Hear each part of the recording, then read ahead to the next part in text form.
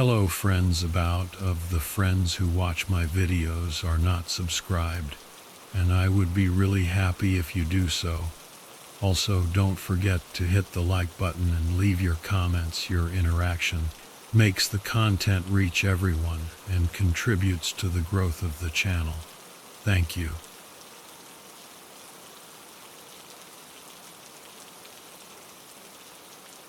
I was only 6 years old when I first saw the dogman of Blackwood Creek, and let me tell you, that's something you never, ever forget. It was a chilly Thursday night in May 2002. Mom had already tucked me in, but I was still wide awake. I'd managed to sneak my Game Boy under the covers, playing Super Mario Land with the volume muted, thinking I was the king of stealth. Mom was likely already asleep, and Dad was pulling a late shift, so he wouldn't be checking on me. I figured I was golden, free to play to my heart's content. And that's exactly what I planned to do. My little fingers fumbled over the buttons, sending Mario to his doom over and over again. I wasn't exactly a pro at the game, but who cares? I loved it all the same. I didn't even look up from the screen until I heard this distant pop that sounded a lot like fireworks. I remember peeking out from the covers, curious. There wasn't any flash of light outside my window, and although it was a nice night, there wasn't any reason to be setting off fireworks. But I could still hear those pops rapid fire, one after the other. Bang, bang, bang. I'd never heard a real gun go off before. Sure, in movies and on TV, but never in real life. I never imagined it would sound so much like fireworks. I set my Game Boy down, my interest piqued, and went to the window, half expecting to see some kind of show. But when I looked out into the darkness, there was nothing. Those fireworks had been close, real close. I knew that much, but I couldn't see anyone who could have set them off. Our house was in a quiet little suburb that backed onto the woods, and my window faced the next door neighbor's yard. Their lights were on, but that was it. No one was in the yard. Then I noticed that their back porch door was open.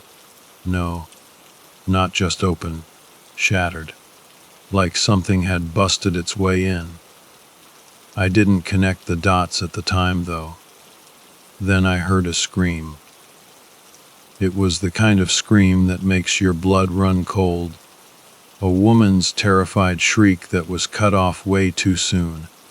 That, too, was close, and I could tell exactly where it had come from. It was the neighbor's house, no doubt. I stared at their house, my little 6-year-old brain trying to make sense of what was happening. But there were no more sounds, no more screams, just a heavy, unsettling silence. Outside my room, I could hear Mom moving around. She must have heard the same things I did, and I could hear her rushing downstairs to check out the commotion. She hadn't even made it to the front door when I saw something come out from the back of the neighbor's house.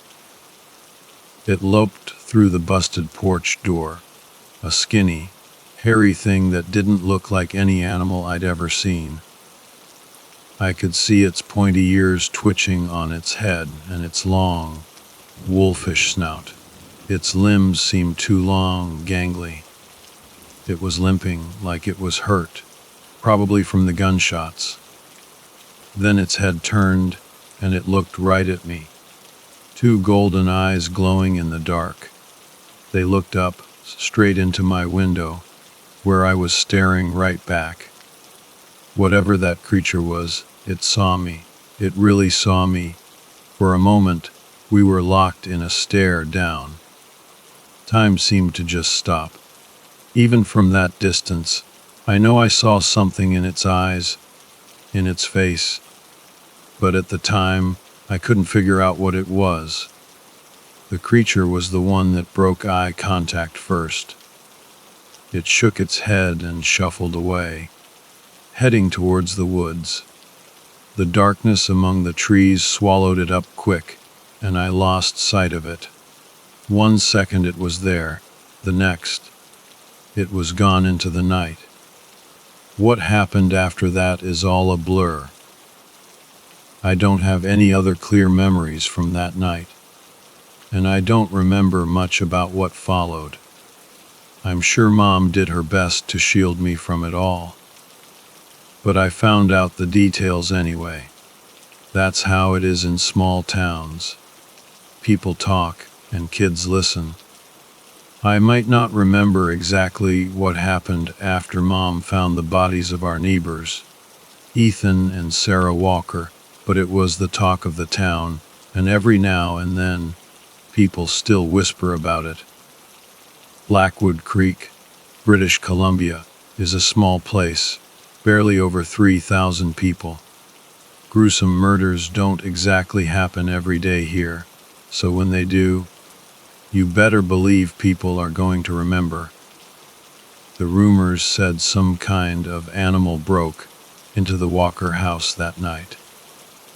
Most people claimed it was a bear, but I heard some say it was a mountain lion. Either way, it woke up Ethan, and he grabbed his hunting rifle. He found it in the kitchen and shot it about 6 times before it attacked him, nearly ripping him in half. Sarah was found upstairs. The creature had gone after her next, ripped her head clean off and crushed it. Not long after, it ran off.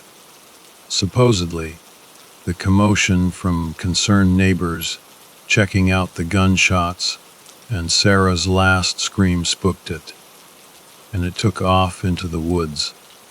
Nobody really got a good look at it, nobody but me.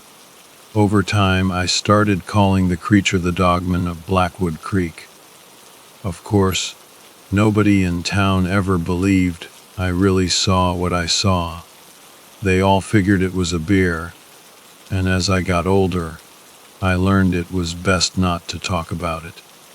It's easy to forgive a kid for saying he saw something strange, but when you're older, that becomes a lot harder to let slide. But I never once believed it was a bear that night. Like I said, I remember what I saw, clear as day. I've seen it in my nightmares for 25 years now, and it sure as hell wasn't a bear. But like I said, I keep that to myself. I'm a grown man now, with real life stuff to worry about. Rent, my job at the local auto shop, and taking care of Mom. A few months after the Walker incident, Dad's car broke down on the side of the highway on his way home from work. He must have been trying to flag down help, but the poor guy who finally noticed him didn't see him until he felt the sickening thud of his body under the tires. Dad died instantly, and Mom was never the same after that. Grief leaves scars that never really heal, and I had to grow up fast, become the man of the house. I haven't talked to Mom about the Dogman of Blackwood Creek in a long time. She's got enough on her plate without hearing about my little side project. As she's gotten older, her health has started to fail. I haven't felt comfortable leaving her alone. She's too sick to work, so I handle the bills. She does some cooking, but that's about it. I hate to push her, especially when she's so frail. A few months back, she had her second stroke, and it's been a slow recovery. I do what I can, I really do. But I can't fix her. I can't take away the things that are eating at her. And bringing up my research into a local cryptid that I know was tied to a traumatic event for her wouldn't do her any good. It's best left alone with her. but just because I don't talk about it doesn't mean I haven't been putting in the work. I know what I saw that night, and I've been trying to prove it for years. Over the years, I started digging into other attacks in the area. Blackwood Creek only had the one, but I found reports of similar incidents in the nearby towns. There were a few in the late 80s and early 90s. The attacks all played out pretty much the same way. Some unknown animal, usually suspected to be a bear or a cougar, broke into a house and just slaughtered the people inside. Tragic stuff, but everyone just chalked it up to a regular animal attack and moved on. Thing is, you don't often hear about animals just busting into houses. Sure, you can find those funny videos online of bears breaking into cabins, poking around for food. But those cabins are usually empty, and I've seen my share of bears around here. They're not exactly fans of people, and they usually avoid us when they can. Blackwood Creek is pretty remote, but it's still too populated for most bears to want to get too close. Sometimes you hear about them rummaging through trash or poking around yards. I'm sure there have even been a few times when a curious bear broke into a house, looking for a snack. But attacks, those are rare, and when they do happen, they usually involve cubs, a mother protecting her young. But people don't care about all that. They see bears as these monsters of the forest, these violent killers that love nothing more than to rip into anything that moves. They figure that just bears can easily kill a person. They're just itching to do it. Supposedly, 3 bears were killed in response to the attacks back in the day. One in 88, another in 92, and one in 96. The one in 96 was a big female grizzly that had attacked a couple of hikers over in the next county. Since the attacks seemed to stop after that, everyone figured that was the end of it. And I gotta admit, part of me wondered if they were right, if it really was just a bear all along. But then the attacks started up again. I saw it on the local news. Same story as before. Something broke into a house, and everyone inside ended up dead. I knew it was that same creature. I could feel it in my gut, and I knew this was my chance to finally prove what I'd seen all those years ago. I wasn't about to let this opportunity slip away. The most recent attack happened in a town called Kingston Falls, a few kilometers north of Blackwood Creek. I'd read about it in the paper, and the next day, I figured I might as well head up there and check it out. Worst case scenario, I waste a day in another town. Best case, maybe I find something, some clue that could bring me closer to understanding what I saw that night. What I knew going in was that there were 2 sisters, Olivia and Rachel Hayes. Rachel was blind and Olivia took care of her. One night, something attacked Olivia while she was in her backyard. Rachel had heard the attack, along with the neighbors, and had gone to the door to call out for her sister. Instead, she'd attracted the attention of whatever had killed Olivia, and it had dragged her off into the woods. The cops found most of her body the next day. Most of it. The Hayes house was in a quiet neighborhood, just like mine. I could see the forest behind the houses, though. The map said it wasn't a huge stretch of woods, just a ravine with a little creek separating the houses from a nearby park. But it connected to a larger wooded area, making it the perfect spot for nature and people to collide. The house itself was still roped off with police tape. I didn't see anyone around to stop me from going in, but I didn't want to push my luck. No point, right? I parked my car across the street and got out. Even if I wasn't going inside, maybe there were still clues out here. The houses in that area didn't have fences. Kingston Falls was still pretty rural, all things considered. I could get into the backyard easy enough. The trees started right at the edge of the yard, stretching deep into the forest. As I walked past them, I was quickly swallowed up by the darkness under the canopy. What was I expecting to find? I really don't know. I kept my eyes on the ground in front of me as I circled around to the backyard. Through the trees, I could see the yellow police tape, marking off the crime scene that used to be the Hayes backyard. I didn't go too far into the woods. No point in getting lost. I'd probably have trouble finding my way back. The area around me was strangely quiet. I could hear a few birds in the distance and the faint trickling of water, but not much else. Slowly, I made my way to the water, a little creek running over some smooth rocks. I didn't cross it, no need to go that far.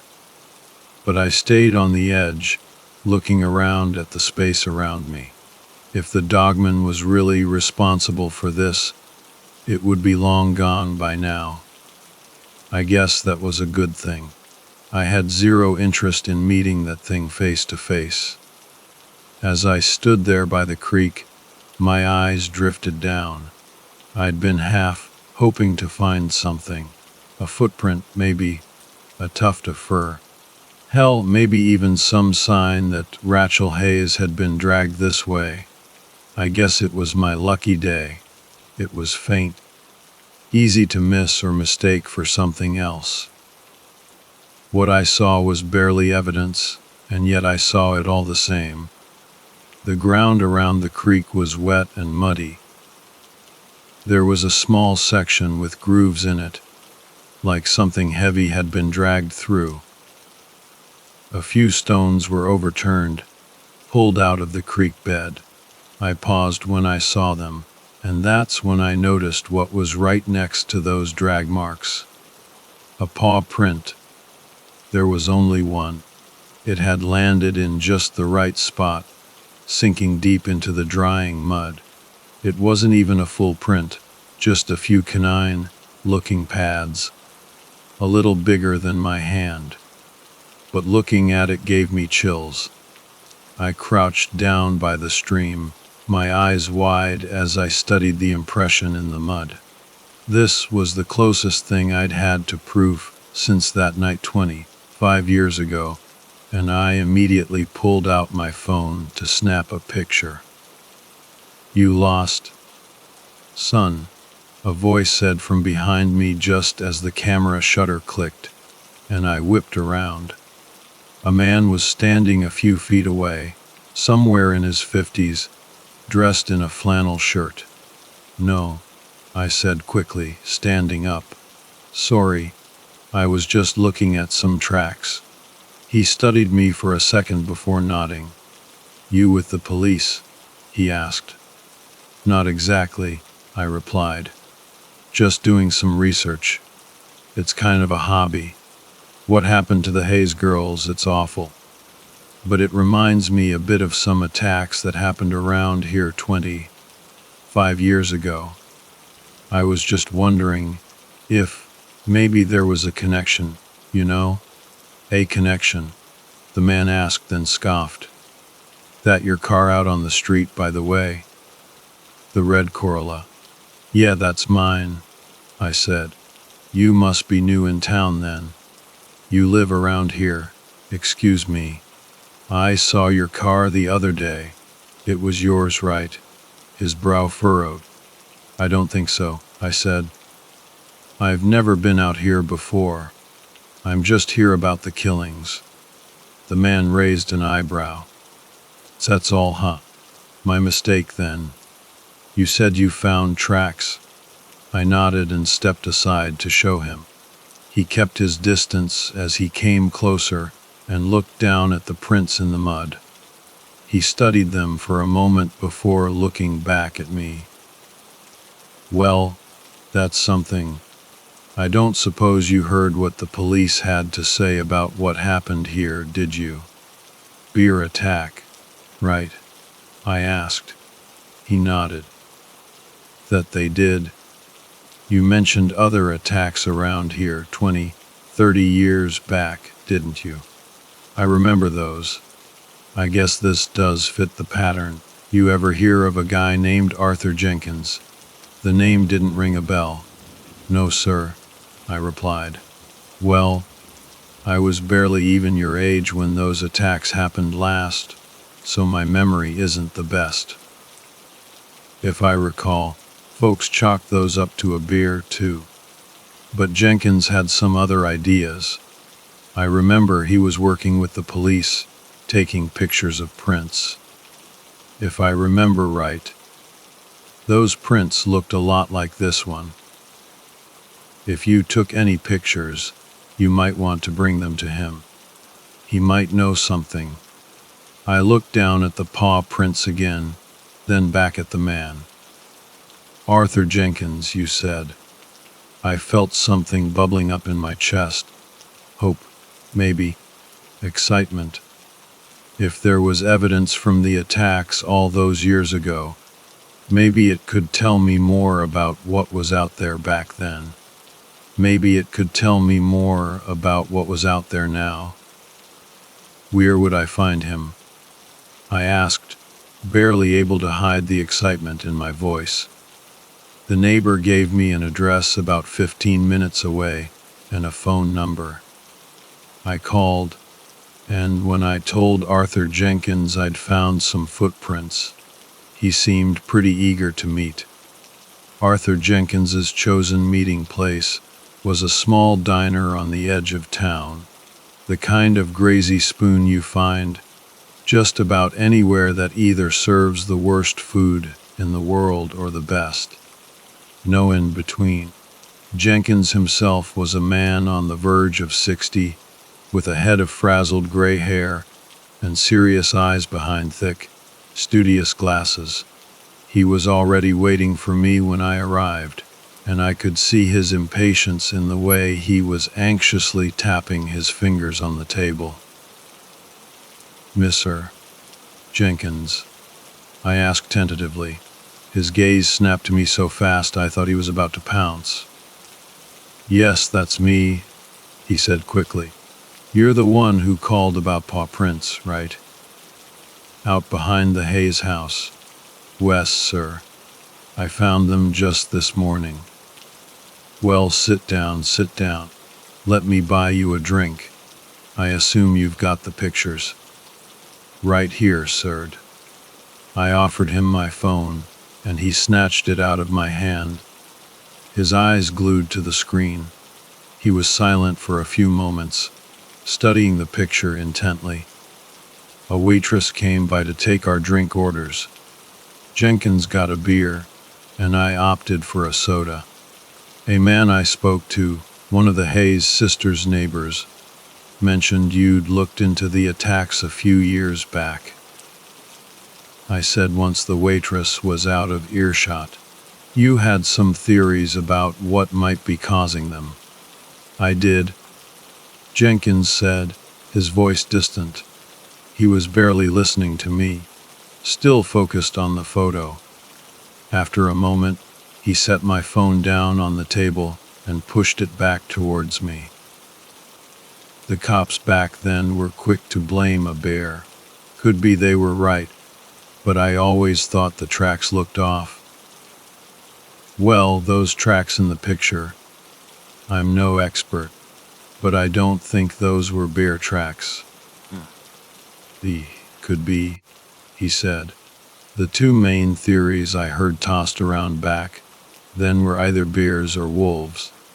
Bears have 5 digits on their paws, just like the tracks you showed me, and the size looks about right.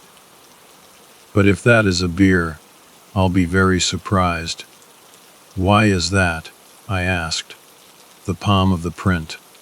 It's got the right number of digits, but the palm is too wide, like a man's palm. He raised his own hand and curled his fingers inward a bit, making a claw-like shape. Only much bigger. You say you found this out behind the Hayes house, right? You're sure? Yeah. I swear, I said. Jenkins let out a huff. I couldn't tell if he believed me or not. These look exactly like the tracks I found all those years ago. Exactly. Off the top of my head, I'd say this is the same animal. As for what that animal is, well, hell if I know. I take it you're looking into all this if you were poking around the Hayes house. I hesitated for a second before nodding. That's right. Well, good luck to you. I dug through all this crap years ago. Never did figure out what was really behind those attacks. If you're serious about this, I can send you some of my old photographs and whatnot. I'm a little too old to be traipsing around the woods these days, but maybe there's something in there that can help you. Please, I said. I could pick them up today if you're offering, Eager, if you insist. Can't say I have much better to do, Jenkins said with a shrug. He took a long sip of his beer. I'll buy you lunch first, though. Hell, it's the least I can do for the kid who's taking up the torch, right? I'd appreciate that, Mr. Jenkins. Yeah, you better. He chuckled humorlessly, taking another swig of his beer. What do you think it is? I asked. I know you said you don't know for sure, but I dunno. What do you think is out there? Like I said, hell if I know, he repeated. If I had to guess, some subspecies. Bear wolf, I don't know. The woods out here are thick and deep. I've heard people talk about Sasquatch, monsters, demons, all sorts of crazy things. I never really bought into all that. I always figured there was a rational explanation, and that's honestly the best I can come up with. He shrugged. For all I know, it really is Bigfoot out there. Either way, it's killing people, and clearly, it's back. The waitress who'd brought our drinks returned with a friendly smile and a charming, "Have you boys decided what you'd like to eat?" Yeah, I'll go with the Salisbury steak, Jenkins said without even looking at the menu. The waitress then turned to me expectantly. I hadn't had a chance to look at the menu either, and with the way her eyes lit up with recognition, I didn't get one either. "Oh, it's you," she said, sounding both surprised and relieved. She said it like we'd met before, but I was sure I'd never seen her in my life. "You're looking a lot better today, aren't you?" "Excuse me?" I asked, completely bewildered. "Oh, don't you remember you were pretty out of it? It was, a few days ago. You were on the side of the road. We gave you a ride." I stared at her, totally confused, not knowing what the hell she was talking about, but her smile was so sincere, it was hard to argue with her. "You don't remember," she repeated. "Sorry, Mom. I'm afraid you've got the wrong person," I said quietly. Jenkins was looking at me now, one eyebrow raised, and I saw a dejected look cross the waitress's face. She was probably wondering if she'd really gotten it wrong, or if I was trying to save face and she'd embarrassed me. Oh, well, maybe I do," she said softly. "I'm sorry, that must have been my mistake." Sorry about that. No worries, I assured her, forcing an awkward smile. I guess I've just got one of those faces. I guess you do, she repeated, her voice trailing off slightly. She took a step back, offered a sheepish smile, and left without even taking my order. Another waitress conveniently came along to take it after I'd finally had a chance to look at the menu. Jenkins never asked me about what she'd said. I guess he just took it at face value and decided to stay out of it. I was grateful for that. When I left Kingston Falls that day, I had an old box filled with old photographs of paw prints in the mud. Jenkins had been generous with what he'd given me, and I couldn't wait to get home and pore over it all. I'd stumbled upon the motherlode of dogman evidence. Not enough to really convince anyone, no. It would take a hell of a lot more than this to convince most people. But it was enough for me. I faked sick and took the next day off work just to go through all the photographs and files. Jenkins had just about everything, including detailed reports of every suspected encounter with whatever creature he thought was behind this. In a 100-kilometer radius of Blackwood Creek, I counted about 12 different supposed attacks from 1990 to 1996, including the Walker family. There were photographs and even 1 or 2 plaster casts of footprints taken from the scenes, but not much in terms of eyewitnesses. Nobody had gotten a clear look at what had attacked those people. The best info I could find was people describing an animal fleeing the scene. It was more information than I'd ever had before, but still nothing definitive. At least the pictures of the prints were enough for me to compare to the one I'd taken. Jenkins had been right when he said they were similar, but looking at them side by side, I couldn't shake the feeling that the one I'd found was smaller than the ones Jenkins had photographed. I guess it made sense. After all, after so many years, it probably wasn't the exact same creature, right? This one could be a juvenile, maybe even the offspring of whatever started the attacks. Which raised a whole bunch of questions.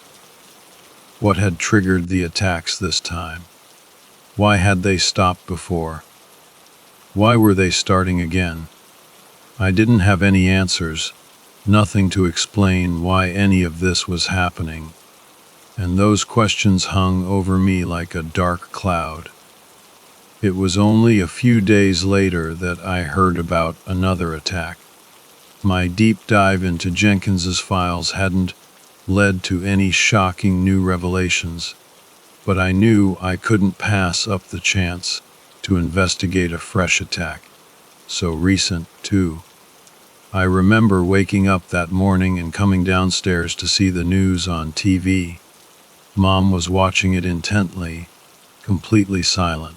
I remember her eyes fixing on me for a moment, studying me more closely than usual. I offered her a reassuring smile as I went over to join her. "Did you eat yet?" I asked. "I can make some breakfast if you haven't." No, I'm fine," she rasped, then looked back at the TV. She didn't comment on what she was watching, but she didn't need to. I could see the recognition in her eyes as the news anchor recounted the same story I'd heard so many times before. Something had broken into someone's house, this time in Blackwood Creek. There were no survivors. Once I was sure Mom would be okay on her own for a few hours, I headed out to the neighborhood where the attack had happened. I kept my distance, of course, parking my car down the street.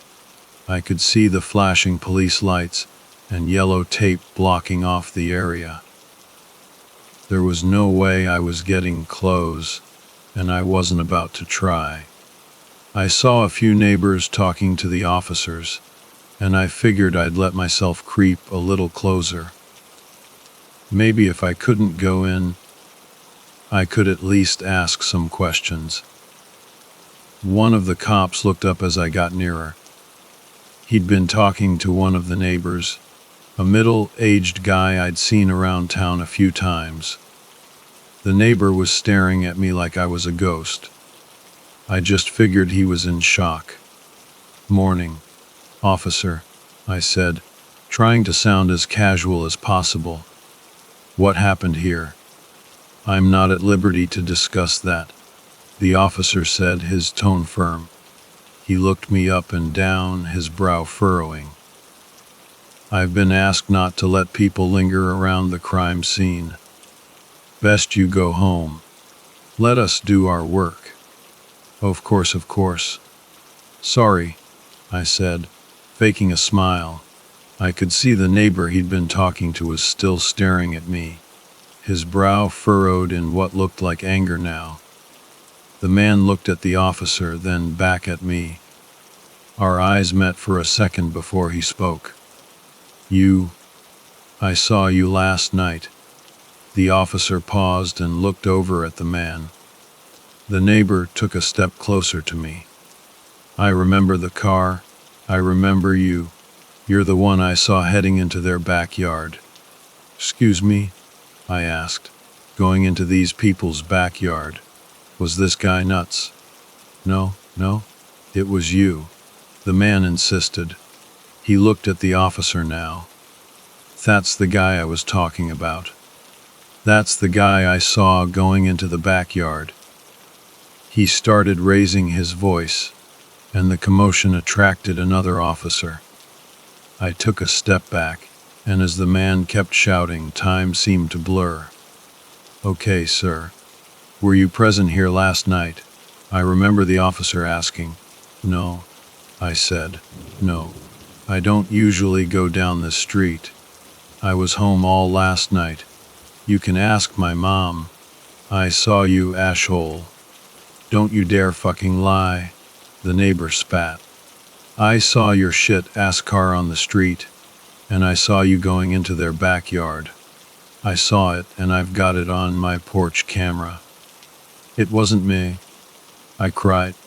"I wasn't here last night. I can prove it, asshole." The man was in my face then, his eyes locked on mine, screaming. I remember the officer stepping between us.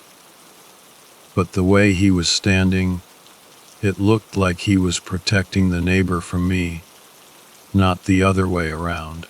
In my peripheral vision, I saw two other officers watching me. They seemed way too close for comfort. "Sir, would you mind coming down to the station?" the officer asked. His voice made it clear I didn't really have a choice. "We just want to ask you a few questions." My mouth suddenly felt dry. I could feel my heart pounding, but I still forced myself to say yes. I'd been at home all night. There was no way it was me that man had seen last night was there.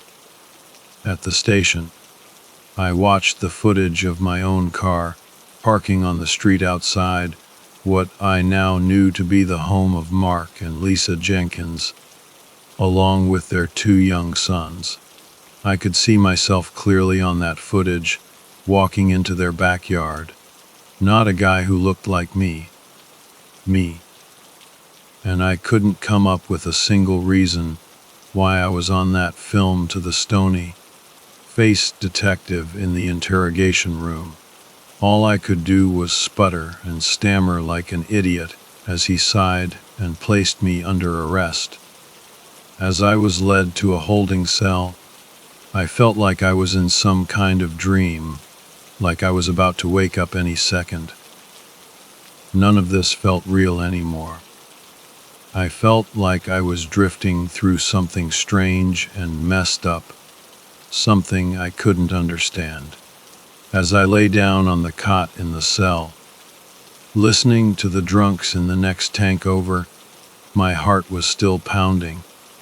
My blood was rushing so loud I could hear it in my ears.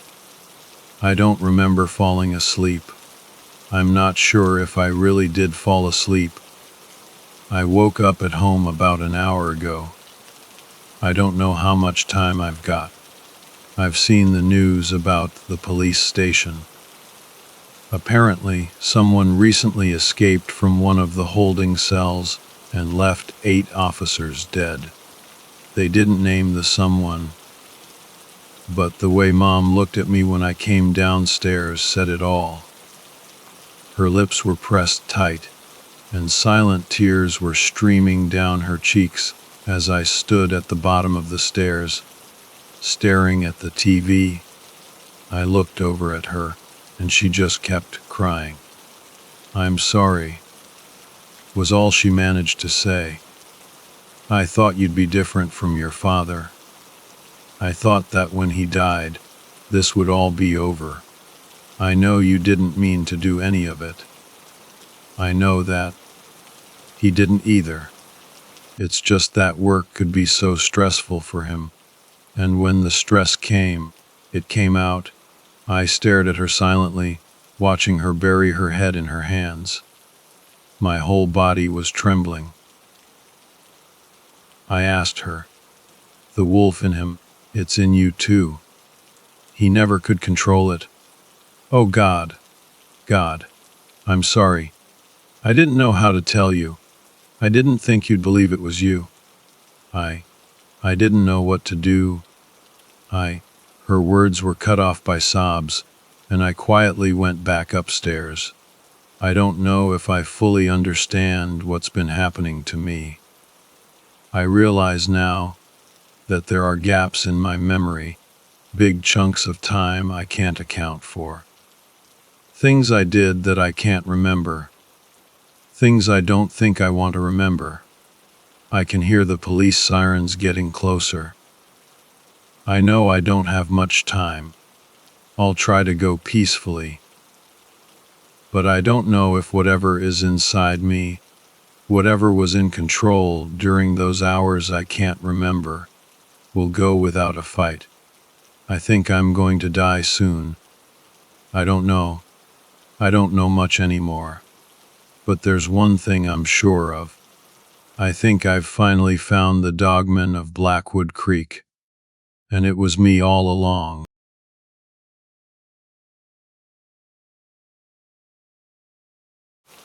My name is Ben, and I'm kind of a late bloomer when it comes to hobbies.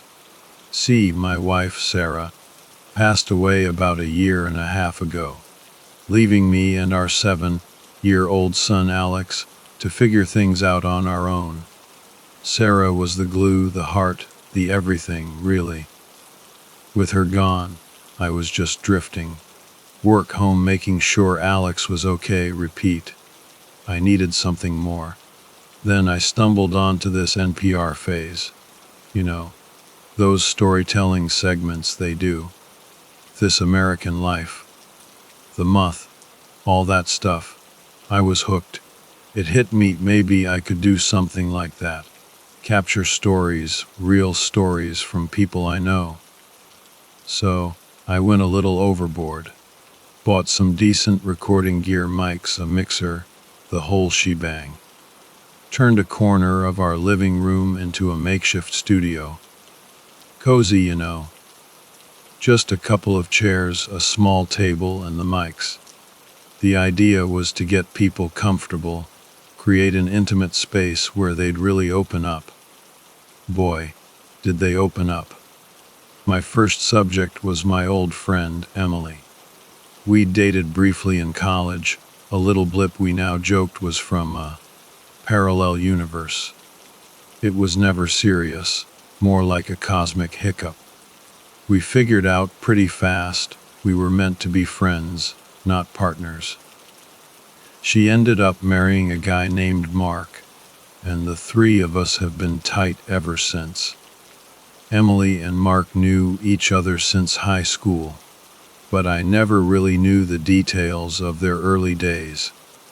Not until my little recording project, that is, I interviewed Emily first. Mark was scheduled for the next day. Both asked me not to share their stories with the other. No problem, I said. I wasn't planning on it. Little did I know that keeping that promise would become the least of my worries. I hit record, and Emily started talking. Here's how it went, Emily's story, the beginning. So, how did you and Mark meet?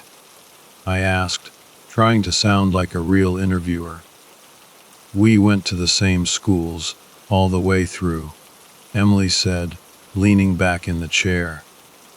But we weren't really friends or anything. You know how it is.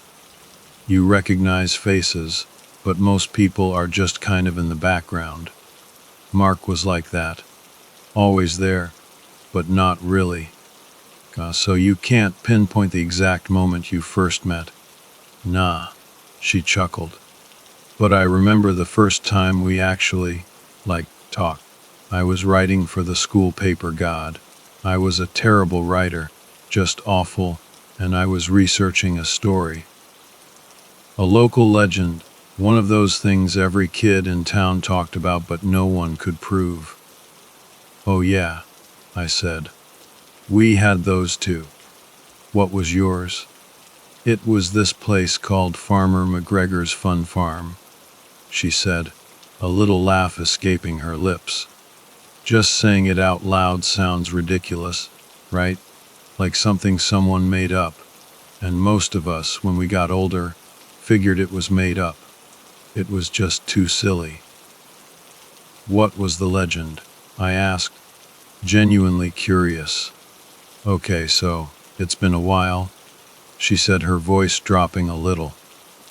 But from what I remember, it was this kid's place, like a play zone thing that supposedly existed back in the 70s or 80s. No one could ever agree on the dates. But the story was this guy, McGregor, I guess, inherited some land out in the woods from his grandfather. He supposedly took all his savings and turned it into the fun farm. Slides, games, trampolines, you name it. But it was all barnyard themed. The building looked like a big red and white barn with a silo, but inside it was all this kid stuff. He built this in the woods. That's what everyone said, Emily confirmed. But here's the messed up part. Apparently, like 30-something years ago, a little kid went down one of the slides and disappeared into the ball pit. Vanished. Oof. I think he was only 4 or 5. They emptied the whole ball pit, every single ball. The only thing at the bottom was a trap door and a crawl space that led to nowhere. It was a dead end. No one knew what it was for. Wait, seriously? I asked. That's the legend, she said. Every kid in town believed it. The story was that the place was some kind of, I don't know, hellmouth or something, that it needed to be fed. Like, it swallowed that kid, and if anyone went near it, it would swallow them too. Don't wander too far from home, or you'll stumble upon Farmer McGregor's. But you get past middle school, and you just think it's all a bunch of BS. So, was it all a bunch of BS? I asked her. That's what I was trying to find out for my article. That's how Mark got involved. Emily answered. So, Mark got involved because of your article? I asked, trying to keep Emily on track. Yeah, she said, a slight smile playing on her lips. He heard I was writing about Farmer McGregor's, and he suddenly joined the newspaper club. He wanted to help me with my research. She made air quotes with her fingers. I think he just wanted to hang out with me. But he did help. We talked to people, dug through old newspapers, Spent a lot of time in those creepy library archives. That's where Mark held my hand for the first time. We were so young. Did you find anything? Any evidence of the place? Nothing, Emily said, shaking her head. Not a single record. We even went to the police station. They had nothing. Did they at least know what you were talking about? Oh yeah, she said. Everyone had heard of Farmer McGregor's, and everyone was really nice about helping us, but there was nothing concrete. My article was going nowhere. It was all dead ends. Was that what you expected? I asked. I don't know what I expected, she admitted. I just thought it would be a cool story. I had all these interviews of people telling the legend, and I was going to write this oral history kind of piece. But then, God, I haven't thought about this in years. Mark came to me. He said he knew where the fun farm was. He said he had directions to a place that supposedly didn't exist. I asked, my eyebrows shooting up. Mark swore it was real, Emily said, her voice getting quieter again. He said it was out in the woods, down some roads that weren't even on the maps. How did he get those directions? Honestly, I can't remember. Did they fall out of some ancient book at the library? I think that's what he said. But he had them. Did you go there? I asked, a knot forming in my stomach. This was getting weird. Emily paused for a long moment, her gaze drifting towards the window. I've never told anyone this, she said, her voice barely above a whisper. Not a single soul. I can't believe I'm telling you now. Mark and I haven't talked about it since it happened. Wow, really? I said, leaning forward. It's okay. We don't have to keep going if you don't want to. No, it's fine, she said, waving her hand dismissively. It's just... Seriously, Emily, I said. I'm not trying to, dredge up trauma or ruin your marriage with painful memories. That's not what I'm trying to do here. It's okay, she repeated, taking a deep breath. I want you to know. She paused again. I want you to know. It wasn't supposed to be there. It just wasn't. What happened was, Mark was going to go there first to make sure it was safe, and I was supposed to meet him there later. And I did. I followed the directions perfectly, down all these forgotten dirt roads that probably hadn't been used in decades. Right turn at a rock the size of a car, go 3/4 of a mile, and take a left at the pine tree with the broken branch, stuff like that. All landmark stuff, but the directions were perfect. I drove for what felt like forever down this bumpy road, and it just ended. Nowhere else to go. And there was Mark standing by his car, hands shoved in his pockets. And he had this look in his eyes. He just looked different. Emily stopped talking and stared blankly ahead, lost in the memory. Different how? I prodded gently. It's hard to explain, she said, shaking her head. It was almost like, after that night, there were two Marks. The first Mark, the one who helped me with the research, who held my hand in the library. He was so sweet, shy, innocent even. But after that night, he changed.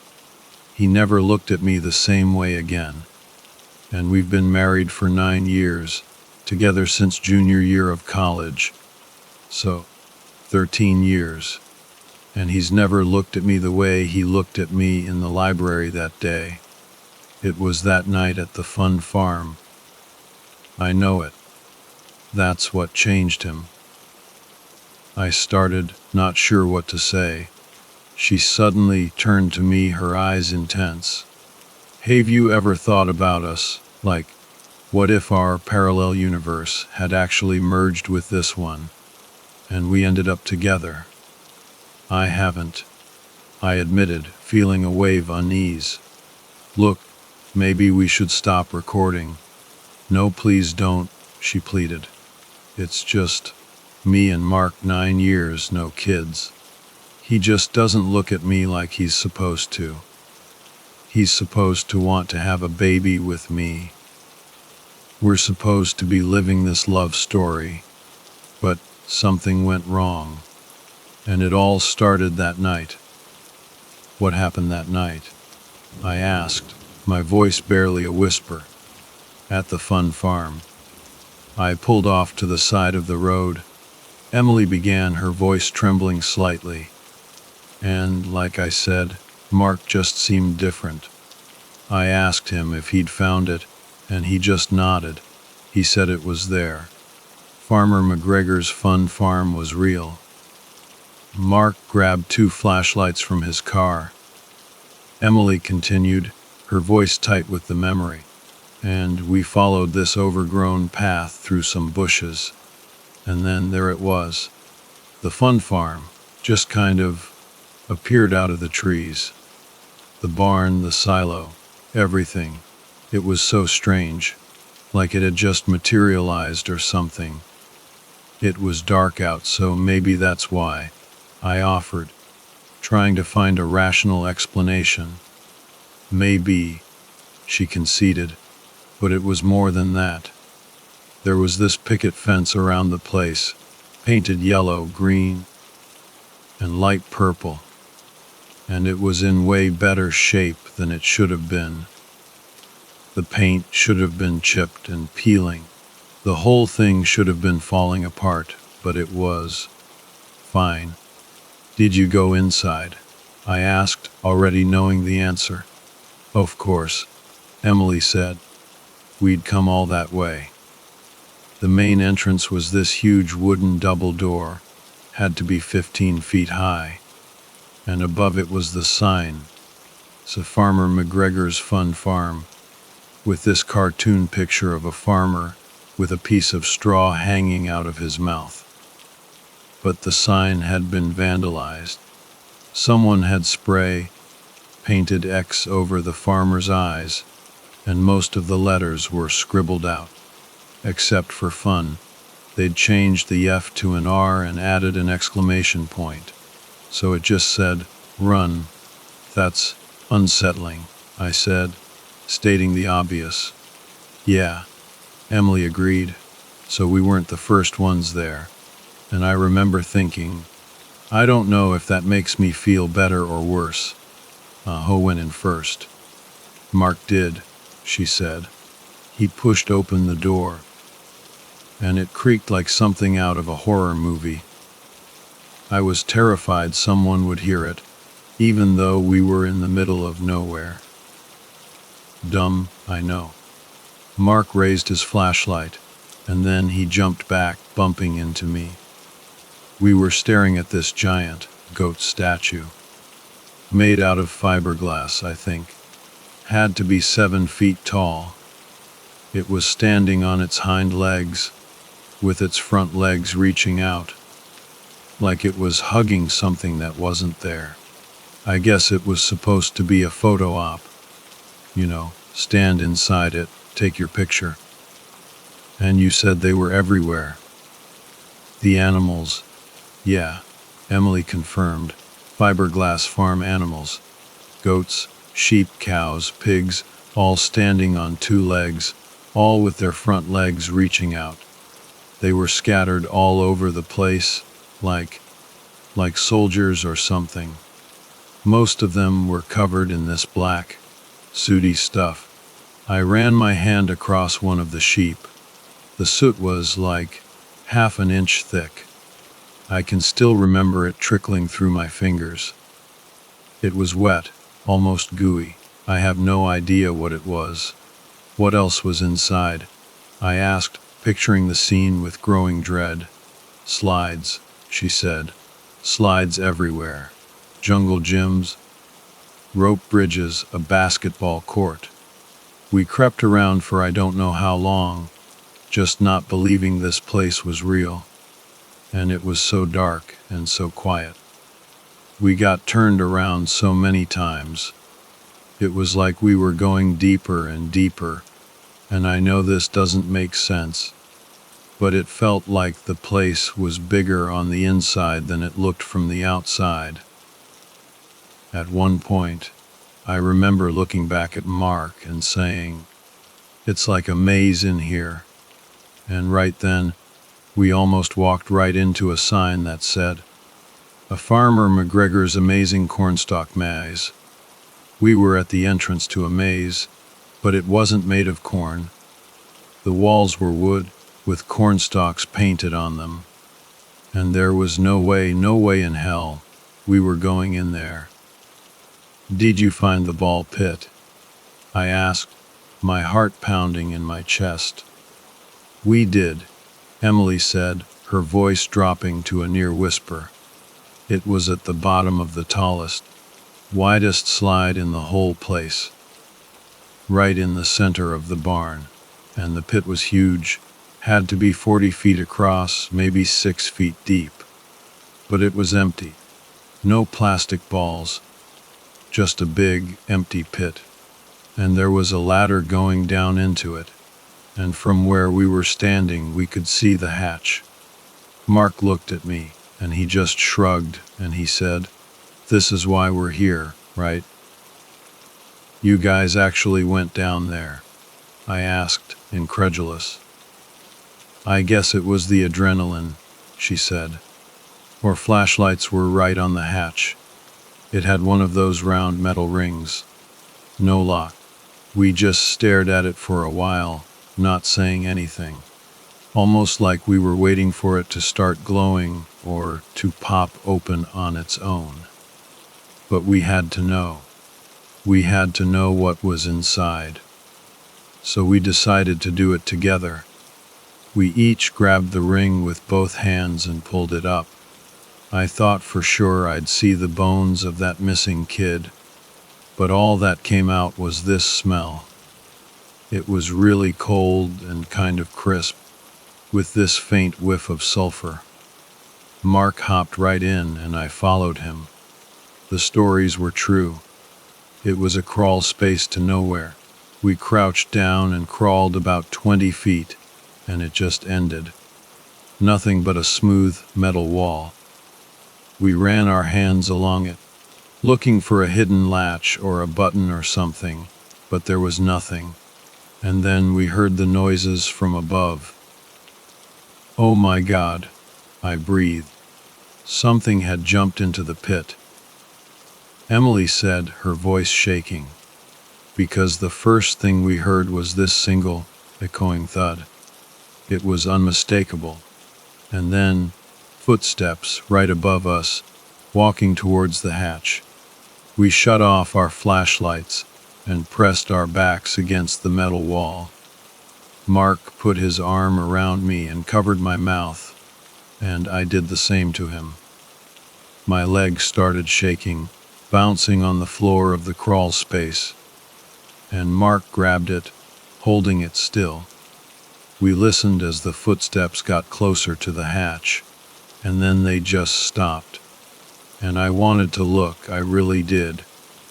But I didn't want whatever was there to see the whites of my eyes. I was terrified it would give us away, but I could feel it. Across the tunnel, I knew it was there. I could feel it leaning down, staring at us. I'm sure of it. I could even hear it breathing, real soft. "Did it say anything?" I asked, my voice barely audible. "No," Emily whispered. "It just watched us for a while, and I never opened my eyes." And the next thing I remember is the hatch slamming shut, and both Mark and I jumping and hitting our heads on the roof of the crawl space. We stayed there, silent for... It had to have been an hour. We finally worked up the courage to crawl to the other end in the pitch black. And I was praying, just praying that this thing, or person, or whatever it was, wasn't in the crawl space with us. We were too scared to even turn on our flashlights. Every inch we crawled, I thought, this is it. I'm going to reach out and feel something warm and snarling. But we made it to the end. We slowly lifted the hatch. Thank God it hadn't locked us in. We climbed out and we ran. We just ran. I don't even remember my legs moving. 1 minute I was in the crawl space, the next I was outside, then I was at the car. Just like that. We were safe. Did you tell anyone about this? I asked Emily, still trying to process everything she'd told me. Did you ever write that article? Mark followed me back to my house, she said, ignoring my questions for a moment. We promised each other, right then and there, that we would never talk about it again. We were done. No article, nothing. Why not? I pressed. After all that, why wouldn't you write about it? I think, Emily said slowly, choosing her words carefully. We stumbled across something we weren't meant to see, and something knew we were there. I think it let us off with a warning. We didn't want to make it mad. We were given a second chance. You keep calling it, I pointed out. Is there a reason for that? Just a hunch, she said with a shrug. The way it moved, the sounds it made. It didn't feel human. I can't believe you haven't talked about this since high school, I said, shaking my head. Neither you nor Mark has brought it up. Not once. I love Mark, Emily said, but her voice lacked conviction. But that night, it changed him. It changed me. She paused, then asked, how long has it been since Sarah died? 15 months, I replied, a familiar pang of sadness hitting me. And you two didn't have secrets, things you didn't talk about. We talked about everything, I said, my voice thick with emotion. At least I did. And I'm pretty sure she wasn't keeping anything from me. What's that like? She asked, her eyes searching mine. To have a marriage like that, and a child to love. I think what we had was rare, I said honestly. And Alex, he's my world. He's everything to me. Do you ever think? She started, then stopped herself. I turned off the recorder. Emily was heading down a path I didn't want to follow. She left shortly after, making me swear I wouldn't share anything with Mark. I gave her my word. I even dragged the digital recording of her interview to the trash icon on my computer and hovered over the empty button. But I couldn't do it. I moved it back to a folder on my desktop. Mark came by the next day for his interview. It started innocently enough. The first 20 minutes were all about his childhood, his baseball days in college, his love of 80s action movies. Nothing groundbreaking. Then, things took a turn. We started talking about love and marriage. I tried to steer the conversation away, but it came up organically. Mark hesitated, thinking. I was hoping he'd just skirt around it, but then he looked me straight in the eye and said, "Have you ever heard of Farmer McGregor's Fun Farm?" I lied. I told him I hadn't. He grabbed a sheet of paper from my desk and started to draw. A near-perfect replica of those old Uncle Sam Army recruitment posters, except not quite. The suit was there, the bow tie check, but instead of Uncle Sam's head, there was the head of a goat. The goat man flashed a toothy, unsettling grin. One hoof pointed directly at me, almost popping off the page. But it didn't want me to join the army. This thing had something else in mind. I want your kids. Underneath, in smaller letters, it read at Farmer McGregor's Family Fun Zone. Opening soon. That's where this part of Mark's interview picks up. Mark's story, a different take. I was sitting in class. Mark began holding up the drawing.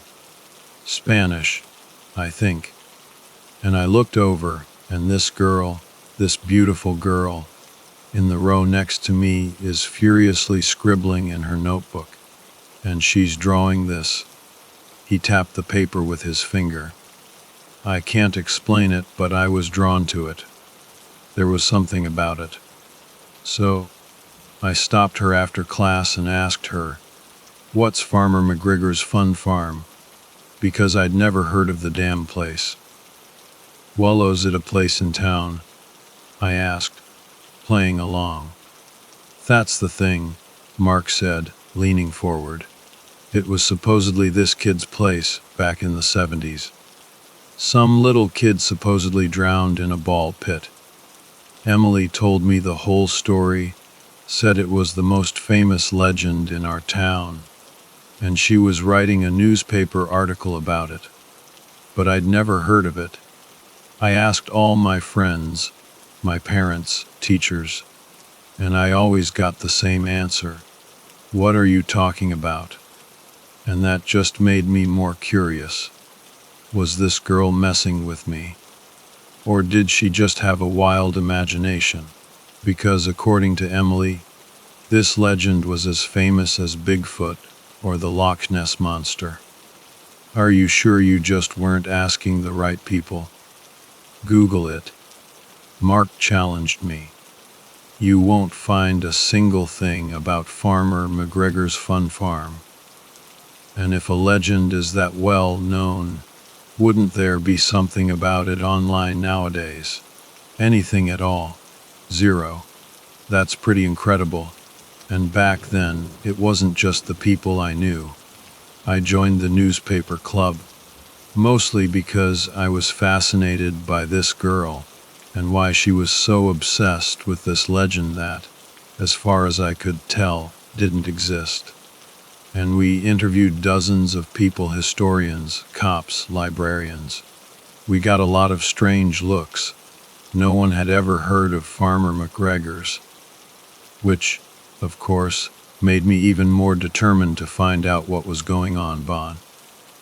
Did you guys start dating then? I asked. I knew you got together in college, but I didn't realize there was a history before that. Not really, Mark said, a shadow crossing his face. I mean, almost. Emily had this pull on me. It was hard to explain. We were spending a lot of time together. She was gorgeous, funny, and driven, man. Was just driven to find out more about this fun farm thing. And I liked that. Even when I thought she might be a little crazy, I liked it. But she wasn't crazy. So it was real. I asked, feeling a chill run down my spine. Here's the thing, Mark said, his voice low and serious. We had no clues, no leads. I was starting to hope she'd just give up, drop the whole thing, and we could start dating for real. Do normal teenage stuff. But then, one night, and shit, I haven't thought about this in forever. I was up late, cramming for a test, and I see this old guy, bundled up in a coat, walking down my street. Just shuffling along, looking like he's 200 years old. And he stops at the end of my driveway, reaches into his coat, pulls something out, and slips it into my mailbox. And I'm like, what the hell is this? I stand up, and he snaps his head up and looks right at me. It was freaky. I ducked down, didn't have the guts to look outside for another 10 minutes. By then, he was gone. What did he leave in the mailbox? I asked, my heart pounding. I found out in the morning, Mark said. It was directions, scribbled on a napkin. weird-ass directions, like drive down this dirt road and look for the tallest tree, then turn right. I just knew. It had something to do with Farmer McGregor's. Did you tell Emily about the directions? I asked Mark, trying to keep the unease out of my voice. Here's the thing, Mark began, then hesitated. And this is going to sound terrible, and I can't believe I'm actually telling anyone this, but here's what happened. This whole fun farm thing had been going on for weeks, and I know I said I liked that Emily was so driven, but things started to get weird. She kept coming over to my house, but she didn't seem that interested in me. She was more interested in my little brother, who was 2 at the time. And God, it's hard to explain, but it wasn't like a normal "I like playing with your little brother" kind of thing. It was creepy. The way she looked at him, it was almost like she needed him for something, like she was going to snatch him. Like one day we'd come home and my brother, David, would just be gone, and it would be because Emily took him. Wow, I said, genuinely shocked. I don't expect you to understand, Mark said, shaking his head. It doesn't make any sense. But I felt it. I'm telling you, it was real. In my gut. I had this awful feeling that it was all connected to this fun farm obsession. I thought Emily was looking for this place, and she was going to offer up my brother as some kind of sacrifice. I know, just saying it out loud makes me sound insane. I mean, this is my wife we're talking about. This is Emily. So I said, though I wasn't sure if it was. You don't sound like you're lying. I wouldn't, he said firmly. Not about this. Did you tell anyone? Your parents, maybe. No way, Mark said. They'd think I was the crazy one. The whole thing was insane, but I had to know what she was up to. So here's what I did. I told Emily I'd found directions to Farmer McGregor's. Told her they were tucked inside some old book at the library, something about the town's history. I gave her directions to the place, and I told her I'd go check it out first, make sure it was safe. But here's the thing, I gave her the wrong directions. What do you mean? I asked, confused. I made them up, Mark admitted. Wrote down a bunch of gibberish. They led miles out of town in the opposite direction. And then I followed my directions, the ones the old man left me, and they led me right to it. Point 1, the fun farm. It was real. This whole time, this place was real. It didn't make any sense. And then Emily showed up. With the wrong directions, I asked, a sense of dread washing over me. I'll never forget it, Mark said, his voice barely above a whisper. Seeing her car pull up. She should have been 40 miles away, but there she was. And that's when I knew. There was something wrong with her. Something wrong with that old man. Something wrong with that place. It was like Emily was magnetically drawn to it. Like Farmer McGregor's fun farm existed because she believed it existed. I realized then that there were things in this world, evil things, that I would never understand. Never. And Emily was mixed up in it. How was the place real? I asked, trying to wrap my head around it. Like I said, he repeated. It didn't make sense. Nothing about it made sense. We even went inside, explored the place for a while, and it was... Christ, it feels like I'm right back there now. And I never wanted to go back, never. That musty smell, those giant animal things towering over us like monsters. It's just... Mark, maybe we should stop, I said, feeling genuinely worried about him. I can no, he insisted. Just a little more. There are some things you need to know. I've never told anyone this, but someone needs to know. I'm glad it's you. Okay, I said reluctantly. Your Emily was so excited. Mark continued, his eyes glazed over as he relived the memory. I've never seen her like that, before or since. She was practically bouncing around the place. Wanted to see everything. She even dragged me into that damn corn maze. I thought we'd never find our way out. And then we found it. The ball pit. The place where that kid disappeared. Emily pulled open the hatch, and we crawled through this crawl space that just ended. And then we heard something.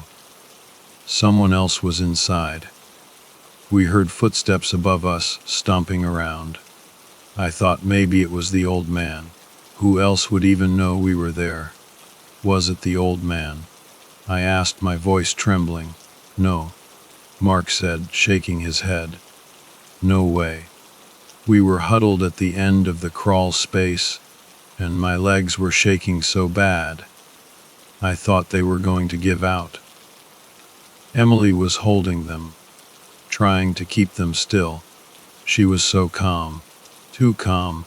The hatch opened, and in the dark, I saw this figure lean down. It definitely wasn't the old man. It was too skinny.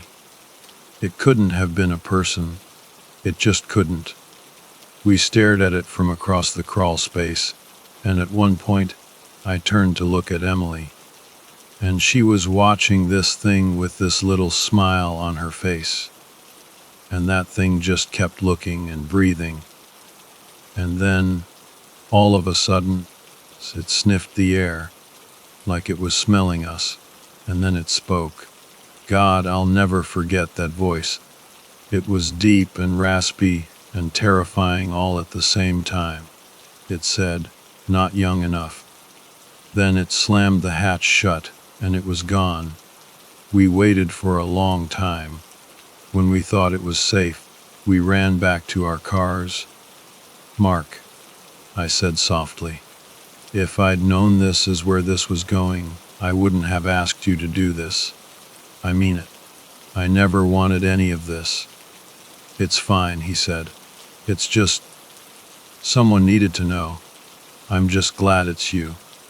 If you don't mind me asking, I said, hesitantly, and you don't have to answer this, but why are you with her? Why are you married to Emily? Because someone had to marry her, Mark said, his voice flat, and it had to be me. Does that make sense? I know what happened at that place. I know there's something dark, something evil, that's got a hold of her. But she's better now. She never wrote that article, never talked about Farmer McGregor's fun farm again. I'm not even sure if she remembers it. Maybe the evil is gone. Maybe it's gone for good. But I'm always waiting for it to come back. And that's why, I'll tell you this, but it goes to the grave, okay? Okay, I agreed. She wants to have kids. Mark said, his eyes filled with a deep sadness. Emily wants a baby, but it won't be with me. I had a vasectomy years ago back in college. I won't give her a baby, not after everything I know. But now she wants one, more than anything. She'll find out, I said. If you guys try to have kids, the doctors will find out. I know, Mark said. What will you do then? I don't know, he admitted, his voice breaking. I don't know. The lingering fear, that was it. That was the end of Mark's interview. I felt sick to my stomach. My little storytelling project had unearthed something truly horrifying. I wanted to erase the whole thing, pretend it never happened. Even having the audio files felt wrong, like I was harboring some kind of evil. But then I remembered what Mark said. Someone needs to know. So, I transcribed their interviews, word for word. I put the text file on a USB drive and tossed it into a box in my closet. I deleted the audio files from my computer, then put all my recording equipment out on the curb. It just wasn't worth it. But getting rid of the equipment didn't make the feeling go away. I was haunted by Emily and Mark's stories. And it wasn't just the horror of what they'd experienced as teenagers. It was the secrets, the lies they were living with now. A few weeks after the interviews, Emily and Mark came over for dinner. It was like nothing was wrong. We drank, we laughed. I saw Mark put his hand on the small of Emily's back, saw Emily gently touch Mark's elbow. It all seemed so normal. But I knew what they were hiding, and it terrified me. The next day, the doorbell rang. It was Emily. She said she'd left her sweater at my place the night before. It was the first time I'd been alone with her since the interview. I was worried she'd bring up Farmer McGregor's, or wanting a baby, or that she'd mention that parallel universe thing again. I just didn't know what to expect. I found her sweater in the kitchen and walked her to the front door. I tried to read her expression, tried to see if there was any trace of that evil Mark had talked about. But I didn't see it. I just saw a lonely, sad woman who wanted more from life. We got to the door, and Emily looked over at my living room. Alex was curled up on the couch, lost in a book. Emily smiled at him, a strange, longing sort of smile, and then she said more to herself than to me, "Not young enough."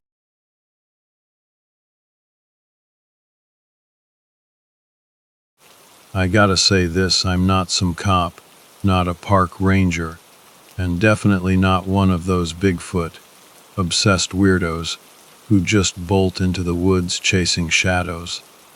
And nope, I don't live in some creepy farmhouse with a shotgun chilling under my bed, ready to blast anything that goes bump in the night, or any coyote some people swear up and down is a skinwalker. My name's Ethan, and I've been hiking since I could practically crawl.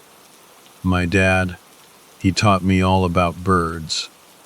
First, what they looked like, then what they sounded like. Even now, my living room's got this massive bookshelf, like 5 feet tall, crammed with nature books. I could tell you the difference between a downy woodpecker and a hairy woodpecker before I even hit 8 years old.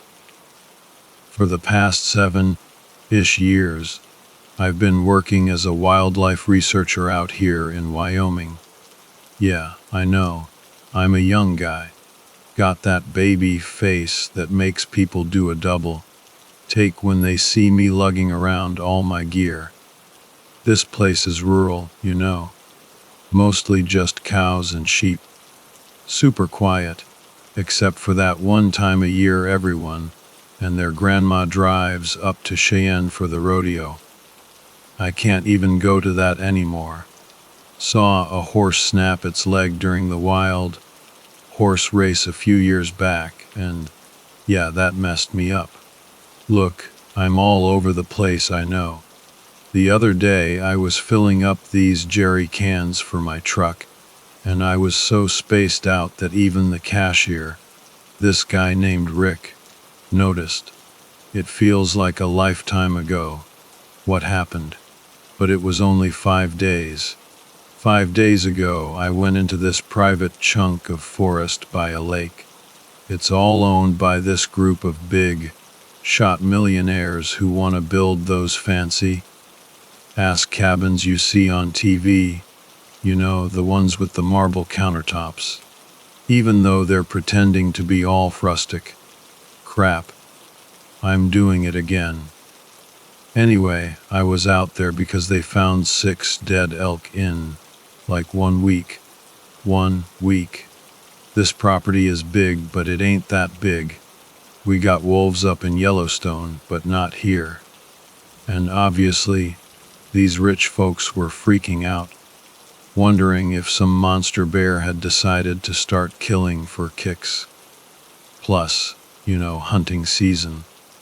These guys pay big bucks to come out here, track elk on their trail cams, and if those bulls get turned into bear chow before they can be mounted on a wall, well, let's just say there'd be some unhappy campers.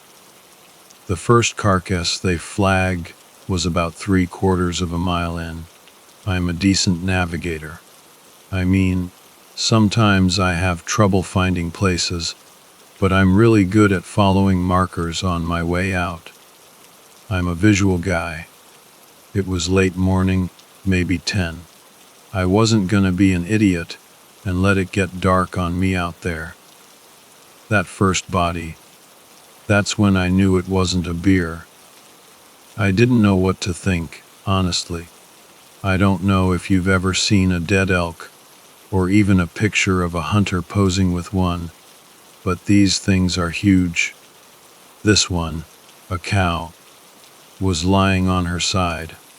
It looked like she'd been slammed into the ground, like hard. There was this almost cartoon-like impression in the pine needles, like those craters you see in movies about asteroids, and she was split. From the bottom of her jaw, all the way down her neck, between her front legs, down her belly, stopping after her back legs. I put on my gloves, the usual routine examine, poke it with a stick, standard stuff. That's when I saw that whatever did this had almost cut her clean in half. Maybe 6 inches to spare. And the cut was sharp. I've never seen anything like it. Right through her sternum, smoother than anything. I put on these shoulder-high gloves and checked her out internally, propping up her front leg. Her heart and her liver were just gone. It freaked me out, man. I tried to rationalize it, I got there and saw her, no blood on the ground, with 2 organs missing, and her guts all neatly in place like someone had put them back. Yeah, I told myself it was poachers. But then I got to the second carcass, a bull elk, and that's when I really started to doubt myself. Okay, this is gross, but you know how when something's decaying, it stinks, right? Even a dead mouse in your wall can make your whole house smell like death. It doesn't take much.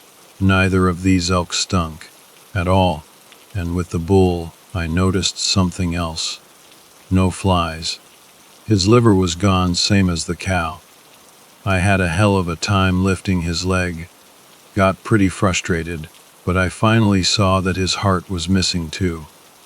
Same injuries as the cow. Stone cold dead. I've been around a lot of dead animals, but nothing, and I mean nothing, has ever chilled me to the bone like this did. I was on my way to the 3rd one when it happened. I never made it to the 3rd one, or the other 3, because I ended up having to drive myself to the clinic.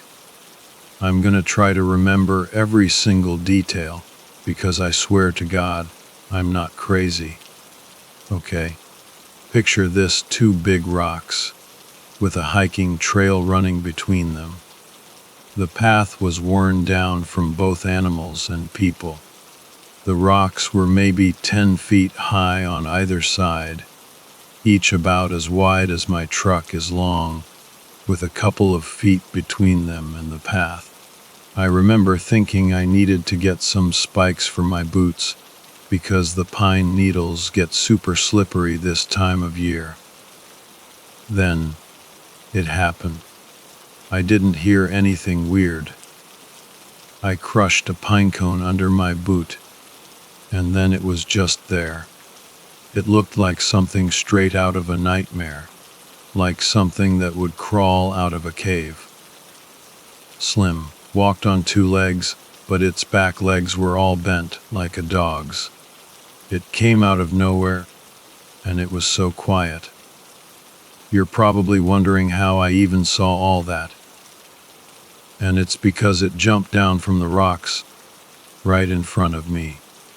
I was almost out of that narrow part, and there was a lot of ground behind me to cover.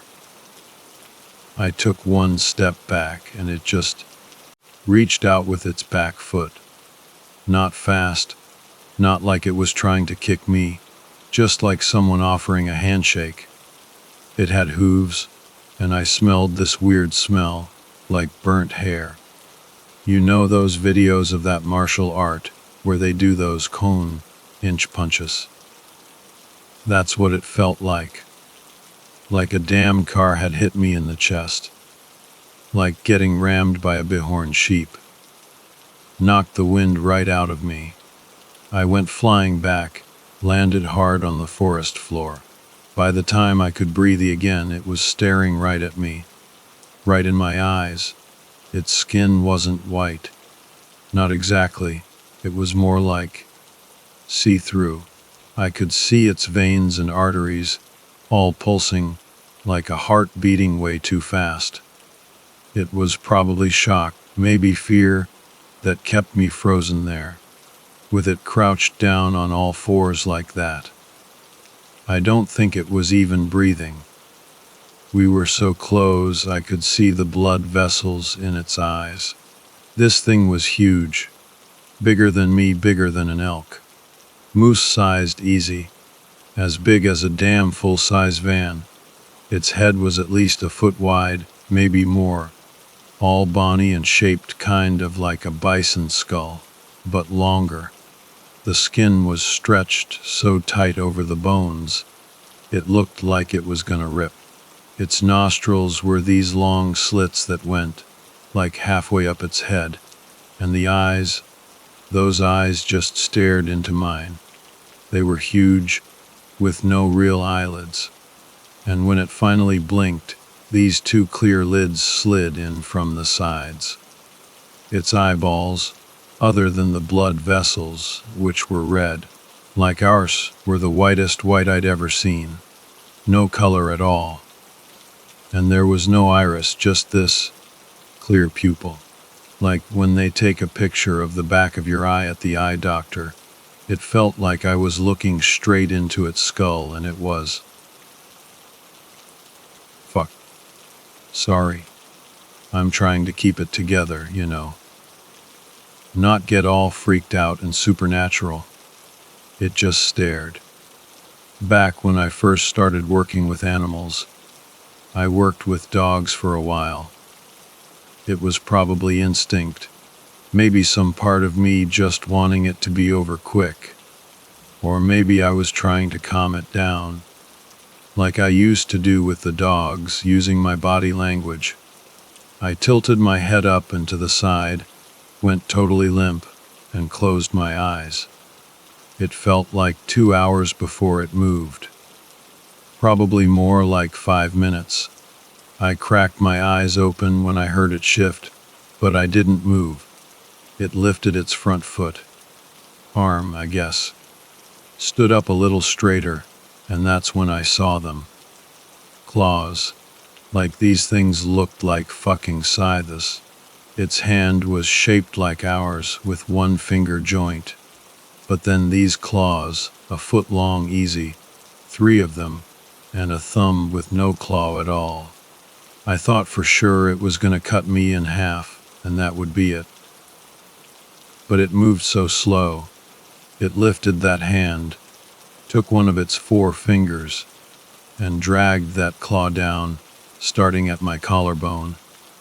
I was wearing a canvas coat, a sweatshirt, and thermals underneath.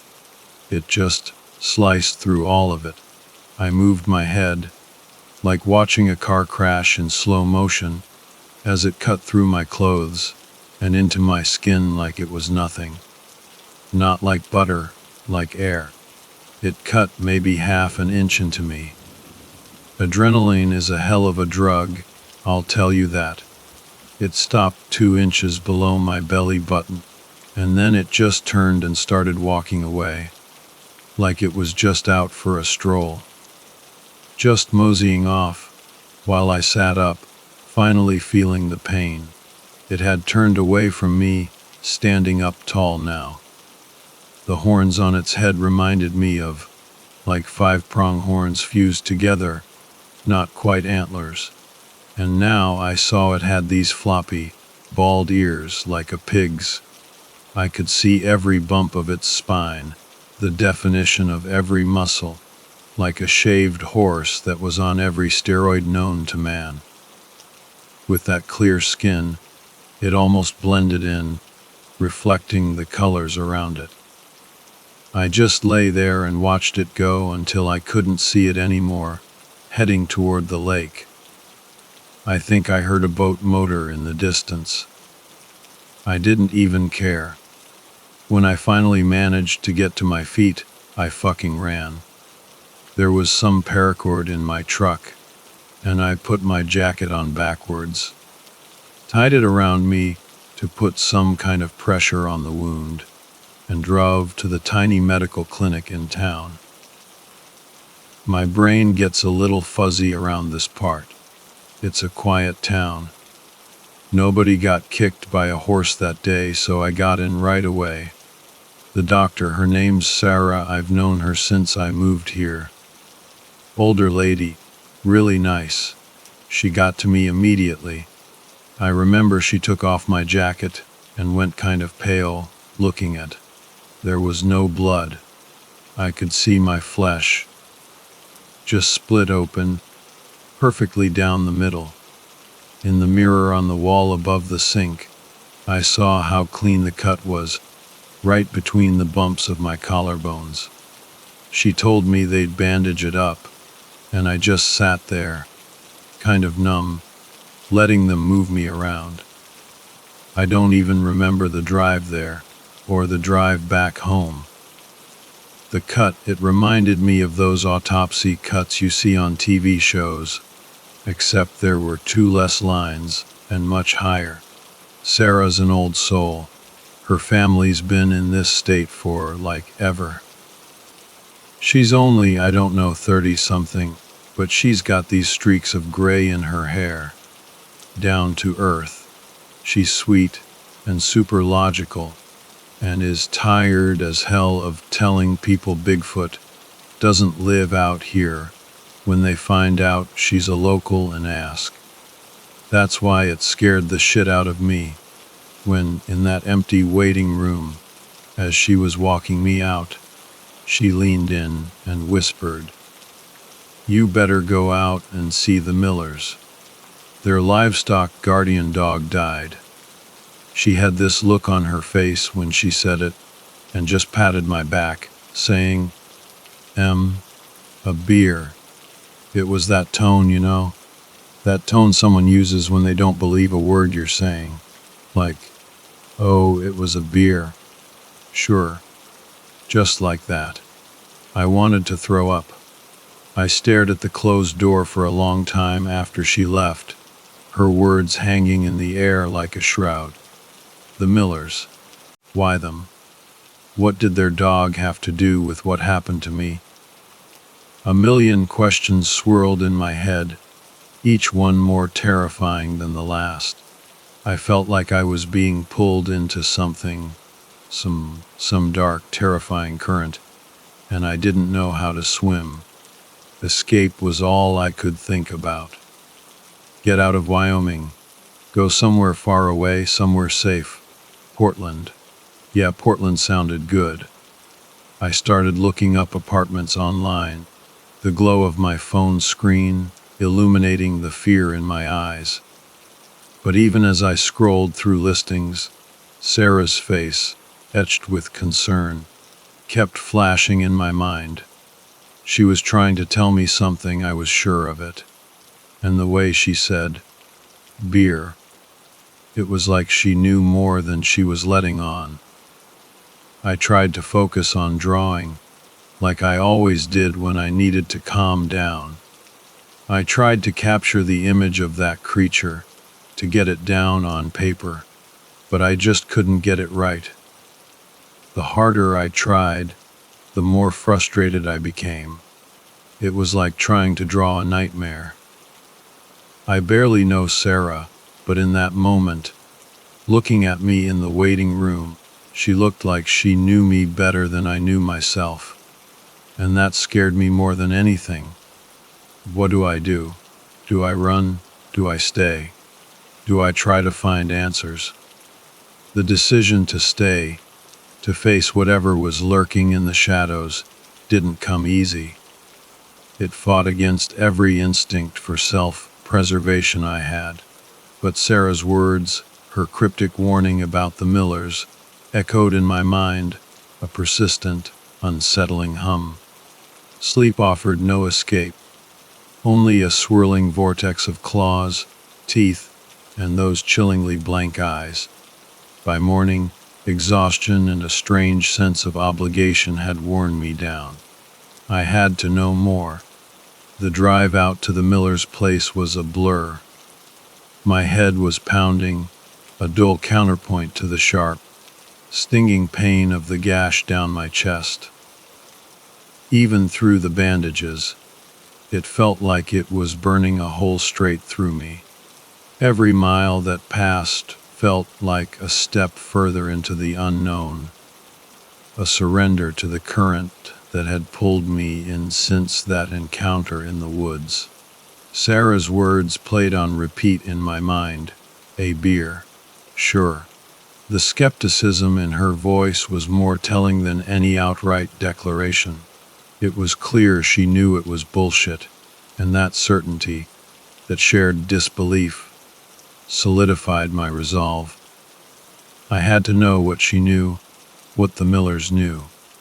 The Millers have this sprawling ranch, tucked away in a valley about an hour outside of town. Old Man Miller, he's been around forever, just like Sarah's family. He's one of those guys who looks like he was carved out of the same rock as the mountains around here. His wife, Martha, is a tiny woman with a spine of steel and eyes that could spot a hawk a mile away. I found them out by the barn, both of them looking grim. Their dog, a huge Great Pyrenees named Beer, was lying under a tarp. It was obvious, even from a distance, that he was gone.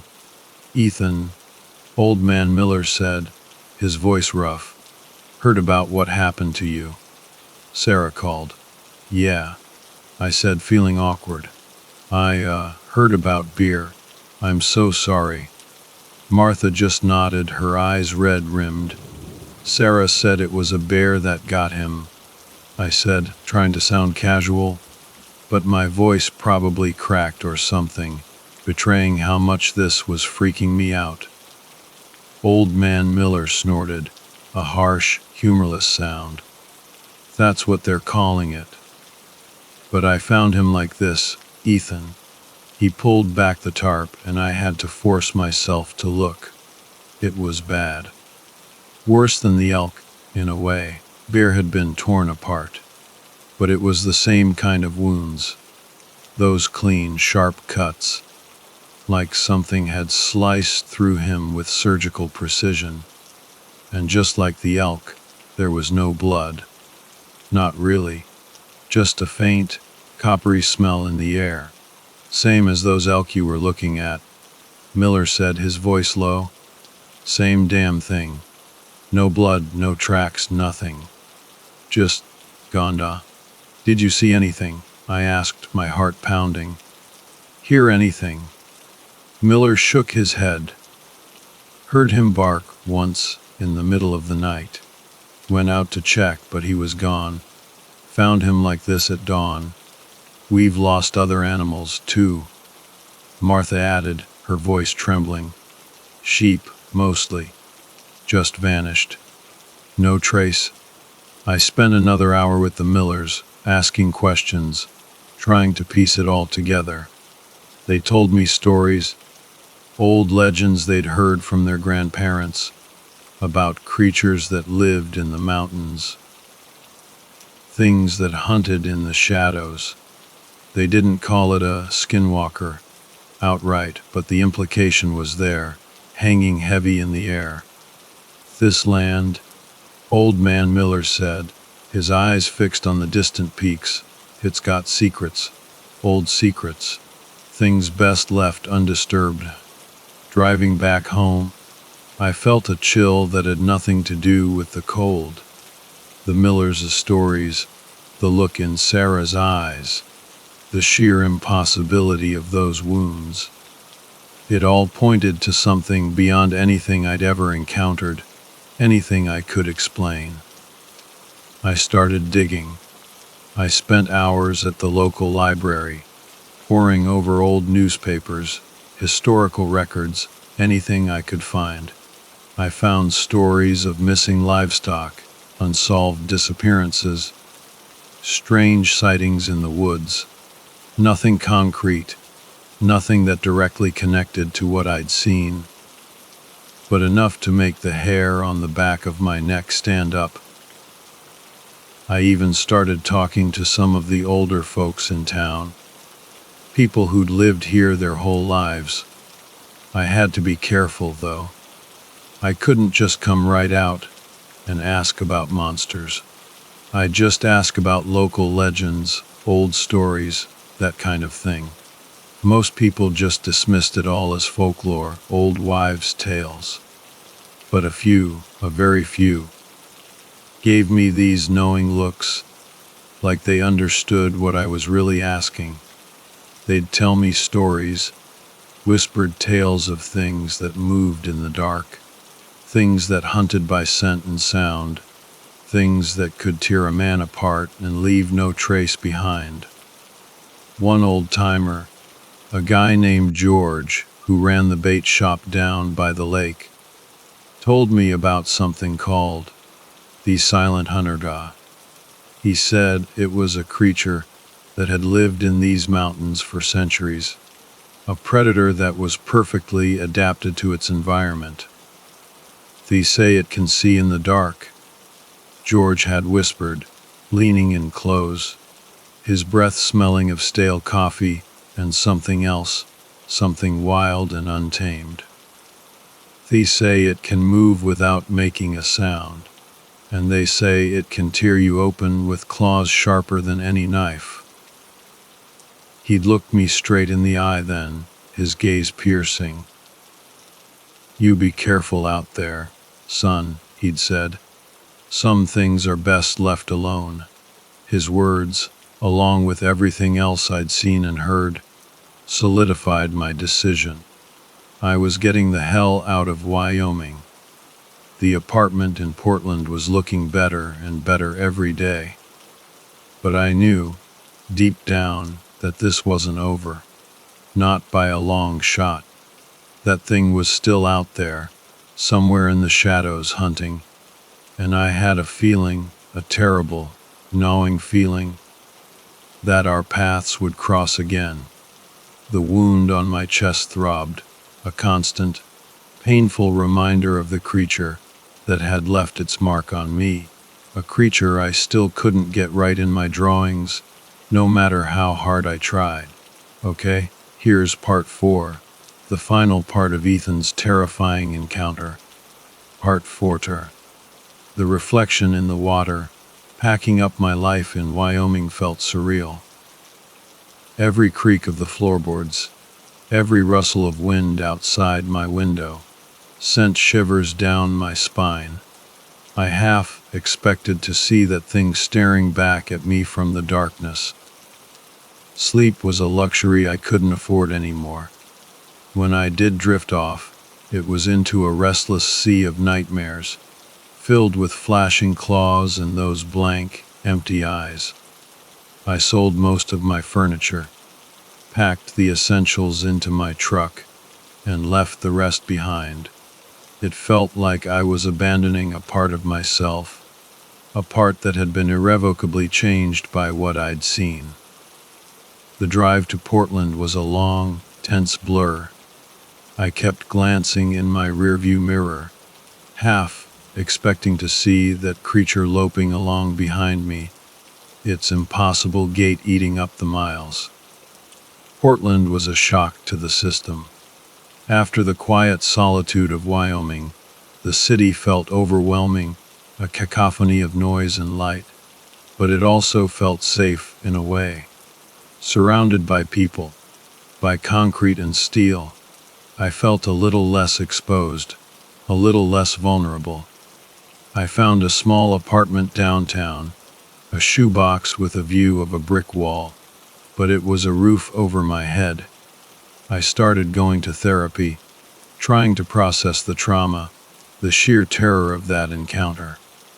My therapist, a kind woman named Dr. Ania Sharma, listened patiently as I recounted my story, the skepticism evident in her eyes. She suggested it was PTSD, a manifestation of my anxieties about working in the wilderness. I didn't argue. What was the point? But even in the city, I couldn't shake the feeling that I was being watched. I'd catch glimpses of movement in the periphery, shadows that seemed to linger a little too long. I'd hear whispers in the crowds, snatches of conversation that sounded eerily similar to the stories I'd heard back in Wyoming. One evening, I found myself down by the waterfront, watching the city lights reflect on the Willamette River. It was a beautiful sight, but it did little to calm the unease that gnawed at me. As I stared into the water, I saw it, a flicker of movement in my reflection, a fleeting glimpse of something behind me. I whipped around, my heart hammering in my chest, but there was nothing there. Just the usual assortment of tourists and locals going about their evening. But I knew what I'd seen. That same impossible silhouette, the gaunt head, the long sloping limbs. It was there, for a split second, reflected in the water. That was the moment I knew I could never truly escape. It wasn't just about Wyoming, or the woods, or the elk. That thing, whatever it was connected to me now, linked by that invisible thread of the wound on my chest. It had followed me. Or maybe, a more terrifying thought, it had always been there, everywhere, hidden in the shadows, waiting. I started carrying a small, high-powered flashlight with me everywhere I went, its beam a meager defense against the darkness that seemed to press in around me. I avoided going out at night, and when I did, I stuck to well-lit streets, my senses on high alert. I don't know what the future holds. I don't know if I'll ever truly understand what I encountered in those woods. But I know this: I'll never forget those eyes, that feeling of absolute dread, the chilling certainty that I was face to face with something ancient, something primal, something that shouldn't exist. Now, more than ever, I find myself drawn to those old nature books that I brought with me from Wyoming. I flip through the pages, studying the illustrations of wolves and bears and elk, creatures I once understood, creatures that now seem tame and ordinary compared to the horror I encountered. And sometimes, when I look closely, I think I see a flicker of something else in those drawings, something hidden in the ink, a hint of the creature that haunts my waking thoughts and my nightmares. It's still out there. I know it is, waiting, watching, and I'm left with this gnawing fear, this terrible certainty that our paths will cross again. The city offers no refuge, not really, because the real wilderness, the true darkness, isn't out there in the mountains or the forests. It's inside us. It's in the shadows of our own minds, in the primal fears that we try so hard to ignore. And sometimes when we least expect it, it reaches out and takes hold. The wound on my chest, now a faint, silvery scar, still aches from time to time, a constant reminder. And I know now the meaning behind old George's words, those whispered warnings about the silent hunter, about things best left alone. He was right. Some things are not meant to be seen. Some doors are not meant to be opened. And some mysteries are not meant to be solved. They are meant to be feared.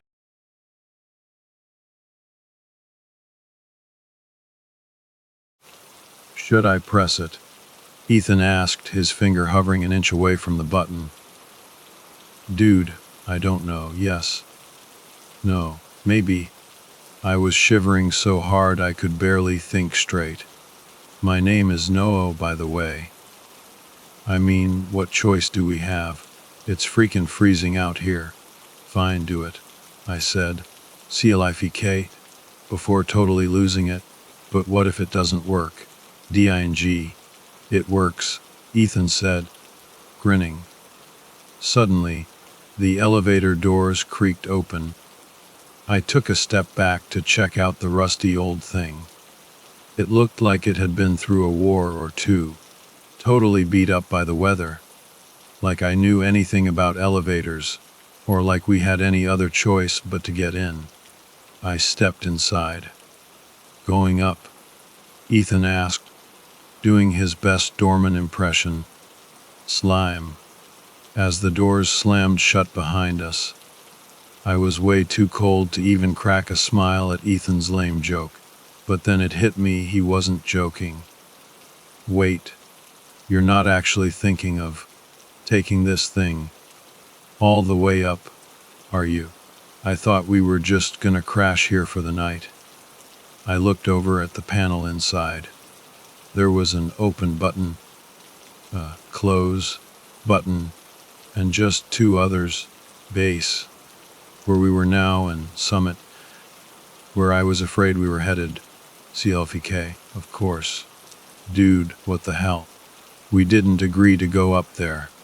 I started, but Ethan cut me off. I'm not sleeping in the cold again, he said, all stubborn. It'll be warm up there. And if we're lucky, we'll find help. I couldn't really argue with that. It had been almost 2 whole days since we somehow managed to wander off the trail and end up lost in the foothills. The first night was, well, let's just say I've never been so cold in my life. As the elevator slowly creaked its way up, my mind was going a mile a minute. Idiot. How did you manage to follow the signage and still get us lost? And what were you even thinking? Suggesting a hike in the first place. Ethan doesn't even like nature. I was kicking myself for the whole thing. Ethan had been my best friend since, like, forever, and I had surprised him with this trip, hoping it would be a break from all the crap he was dealing with. Looking back, it was probably more of a break for me, if I'm being honest. But then I remembered, I was the one who suggested climbing higher to get a better view. And because of that, I was the one who spotted the elevator. I remember seeing it for the first time, lit up by the sunset, and not believing my eyes. It was like a mirage, an elevator built into the side of a mountain. Seriously, who does that? Of course, I was glad we found it, but the whole thing was just weird. Why was it here? And where did it go? DNG. The elevator shuddered to a stop, jolting me back to reality. The doors opened into pitch blackness. Ethan just looked at me, put a finger to his lips, and whispered, "Shesh." Before stepping out, I followed him. Slam. The doors shut behind us. We stood there in the dark for a second, our eyes slowly getting used to the gloom. Until I saw something. "There's a light up ahead," I whispered, pointing down a rocky tunnel. It looked like an old mine shaft or something. We followed the light for a while, and it got brighter and brighter until we came to a big room lit by torches. Looking around, I saw 4 other tunnels leading out of the room, besides the one we came through. "What do you think this place is?" Ethan asked. "Maybe," but before I could finish, I saw something in the shadows. I tiptoed over to check it out, while Ethan just stared at me like I was crazy. There, on the ground, was a guy in a raggedy brown robe, clutching his leg and moaning in pain. He saw me right away and started mumbling, reaching out for help. He was clearly exhausted. I caught a few words, but after listening for a minute, I realized he wasn't speaking English. It was some weird dialect, like English, but totally twisted and messed up. "Let's just leave him and keep moving," Ethan said. "He's not our problem." "Or are you kidding me?" I snapped back. "We're literally here looking for help, and you're not going to help this guy. He looks like he broke his leg. We gotta take him to wherever he's from." Finally, my best friend reluctantly agreed. So, Ethan and I bent down, picked up the injured guy, and carried him into one of the dark tunnels. We had no idea where we were going. We must have been walking in the dark for at least 10 minutes, stopping every few steps to readjust the guy's weight. He was heavier than he looked. Finally, we reached the end of the tunnel, and, wow, my jaw dropped. Before us was this gigantic cave, like seriously huge, with stalactites and everything. It was so massive we could barely see the other side. What we could see was a platform in the middle, connected to us by this rickety old wooden bridge that looked like it was about to collapse. And on that platform were at least 100 people, all wearing the same brown robes as the guy we were carrying. They were gathered around a table, a really, really long table. Ethan looked at me and grinned, like he was thinking, "We're saved." But that's when things started to get weird. A couple of the robed figures spotted us carrying one of their own, and they came running across the bridge. When they saw the guy's injury, they bowed to us, which I guess was their way of saying thanks. Then they mumbled a few words in that same crazy language, picked up the injured guy, and scurried back across the bridge. When they got to the other side, they waved us over like they wanted us to join them for dinner. We could see plates and silverware all set up on the table. We hadn't eaten in 2 days, so, yeah, we weren't gonna say no to that. We started across the bridge, which creaked and swayed with every step. When we got to the platform, we were greeted by 100 bows from our new friends. They started chanting, and the sound echoed all through the cave. The chanting turned into chaos, though, as each one of them tried to shout out a welcome in that bizarre language. Then, a voice cut through the noise. "Silence," a man yelled from the other end of the platform. The cave went dead quiet. "You'll have to excuse them," he called out to us. "They haven't seen an outsider in months, and get excited easily. Oh, and as you may have noticed, they speak a different tongue." The guy who spoke, our host, I guess, was kinda short and had this neatly trimmed mustache that curled up almost to his glasses. He was wearing a vest and a sweatshirt that looked brand new, like he'd just bought them or something. Now, come, come! Please join us for dinner. From the way he was dressed and the way he talked, I figured he must have been an outsider, like us, once upon a time. Ethan just looked at me, clueless about what to say. Thank you, I yelled back to the guy from the foot of the bridge, as one of the robed figures motioned for us to sit next to our host. We did as they asked. George, the man said with a smile, holding out his hand. Ethan replied, shaking his hand. Noah, I added, doing the same. Pleasure to meet you, gentlemen. Now, before we begin, any allergies or dietary restrictions? He was completely serious. No, Ethan said. Not that I know of, I added.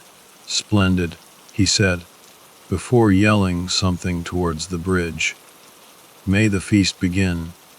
Under the table, I gripped my dirty jeans, scared out of my mind, bracing for the worst. Ethan turned and looked at me, his hands shaking. But then, dozens of robed men came running across the bridge, each one carrying a basket of food. They started dumping the food onto the plates that were already set out. I breathed a sigh of relief. It was an actual feast, not some weird, creepy ritual. I looked over at one of the guys sitting across from me, most of his face hidden by his hood. He was tearing into a chicken leg. Then I looked at Ethan, who was already demolishing one of his own. When in Rome, right? I grabbed an apple from a basket of fruit and took a huge bite. I gotta say, there are no words to describe that first bite of food after you've been starving in the wilderness for 2 days. I would ask what brings you here, but I have a feeling I know the answer, George continued. Lost in the mountains. But look at you now. Ethan and I both forced smiles, too busy stuffing our faces. Thank you. I mumbled mouth. Thank you. Yeah, thank you, Ethan added, before putting his now clean chicken bone on his plate and casually asking, if you don't mind, sir, what is it exactly that you guys do down here? Our host paused for a moment, then smiled again. Why, I thought you'd never ask, he said, pointing at the robed men. Well, you see, they live here, and I'm but a frequent visitor of sorts. To what end? I asked, totally serious. He just looked at me and burst out laughing. To what end? To what end? That's a good one. That's a really good one. To what end? Ethan and I looked at each other, confused. What was so funny? Well, I'll show you, he said, before yelling something in that weird language. Suddenly, the injured guy we saved, who was sitting at the other end of the table, stopped eating, stood up, and limped over to us. Kill them, George said calmly, pointing at Ethan and me. He took a bite of chicken, not even looking at the guy he'd just ordered to kill us. We both laughed nervously, thinking he had to be kidding. George stopped eating. I said, kill them. He yelled, raising his voice. He wasn't kidding. Our host hopped up from his chair and walked over to the injured guy, who was just standing there, staring at us. He looked totally conflicted, which, yeah, made sense. We had found him in the dark and carried him all the way here. The cave went silent. You could have heard a pin drop. Seriously, George yelled, pacing around the platform like a caged animal. I feed you. I build the trap for you. I bring them here after months of hard work, rearranging the signposts. And you hesitate. You dare defy me. You ungrateful idiots. When I first found you, you had only 2 of the 10 needed to complete your journey. And now, the last 2 sit before you, and you hesitate. We had a deal. Now, I'm not going to ask you again. Kill them, and give me the items as we agreed, or else, wait, what the actual pfeffin? My brain was struggling to keep up with all the crazy he was spewing.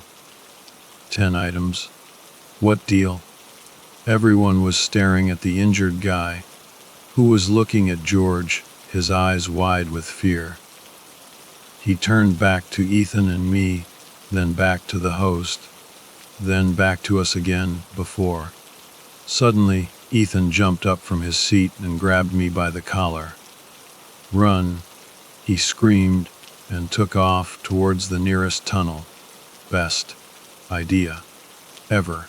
We made it to the bridge, and no one was chasing us yet. The robed figures were just sitting there, silent. Then, all at once, like 100 of them jumped up and started chasing after us, screaming and wailing.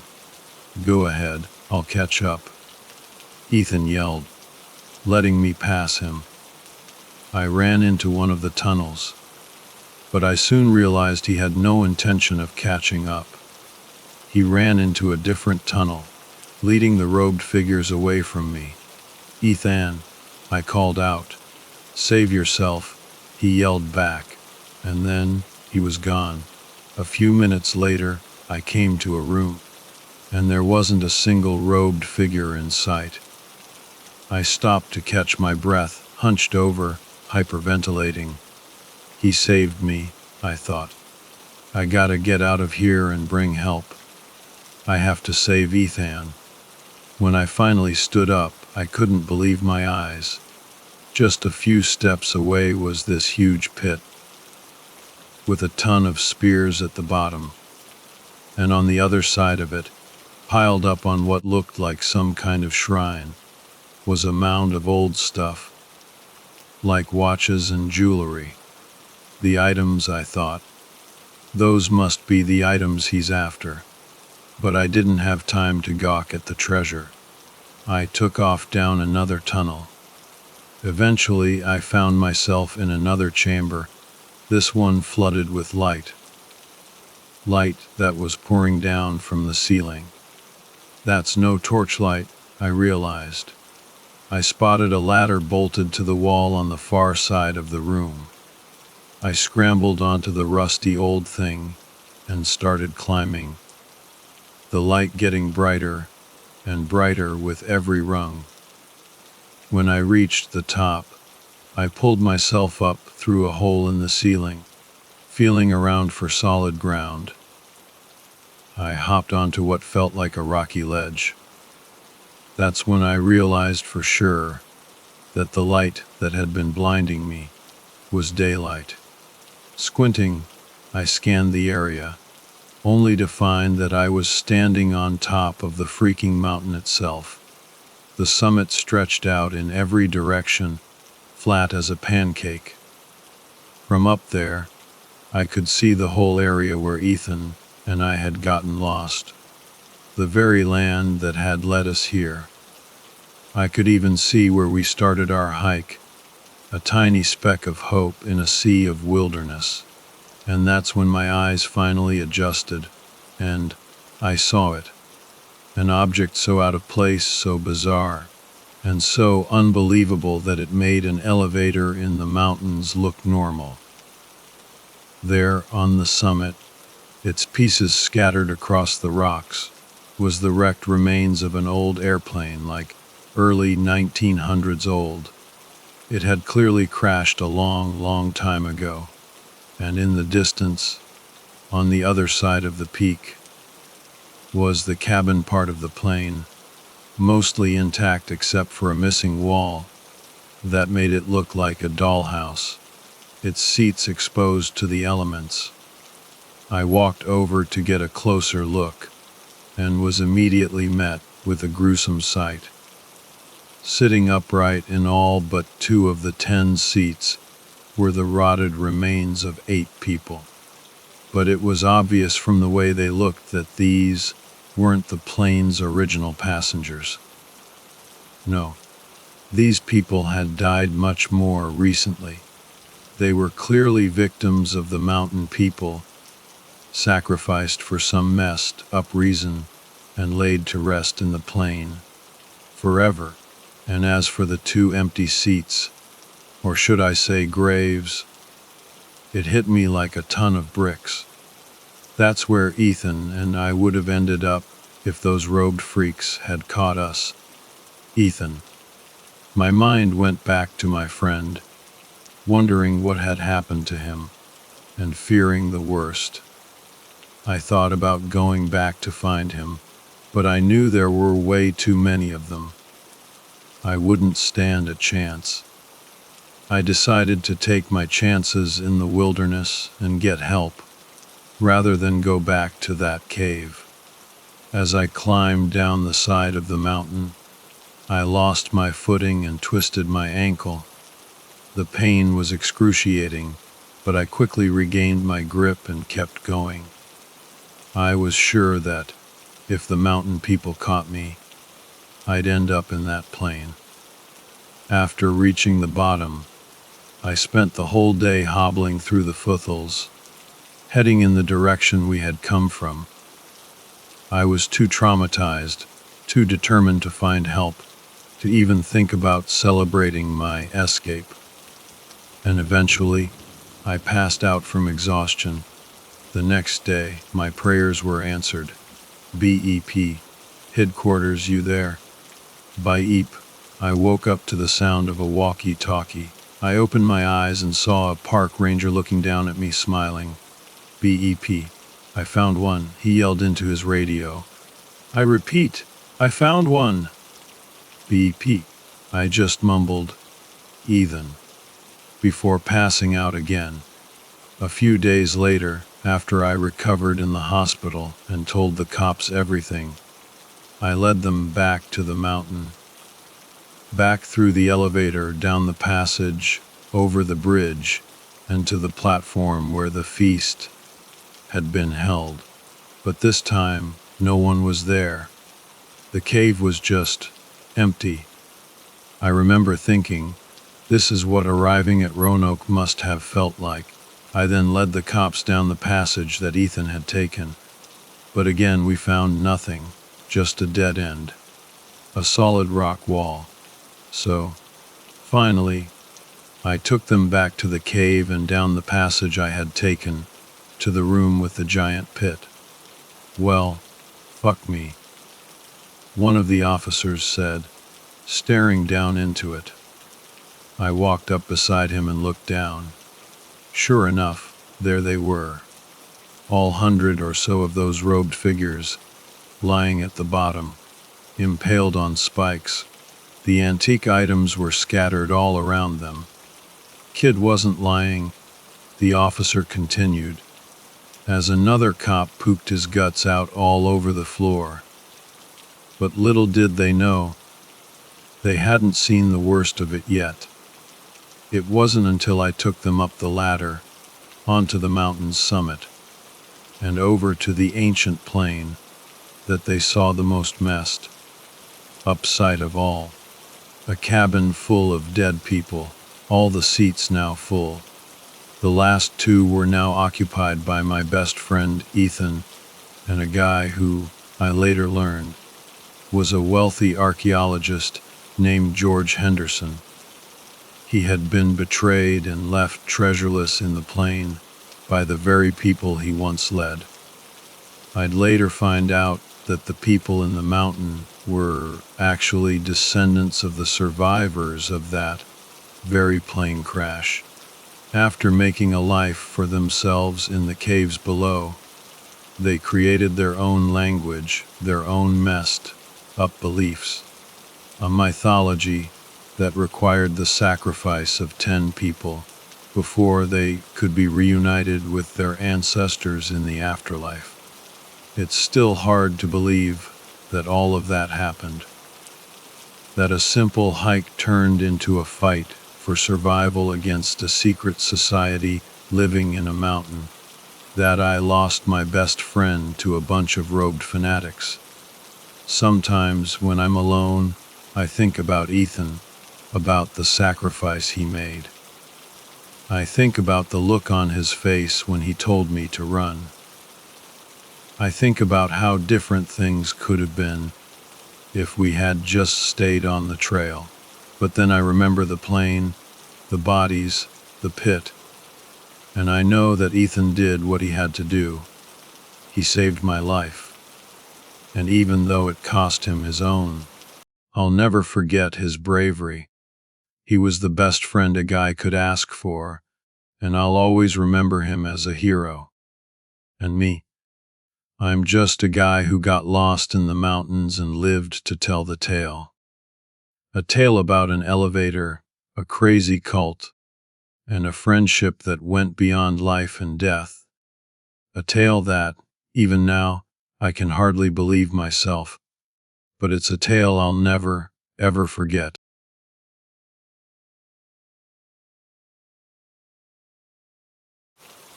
I'm about to tell you is just one of many messed up things that have happened in my life.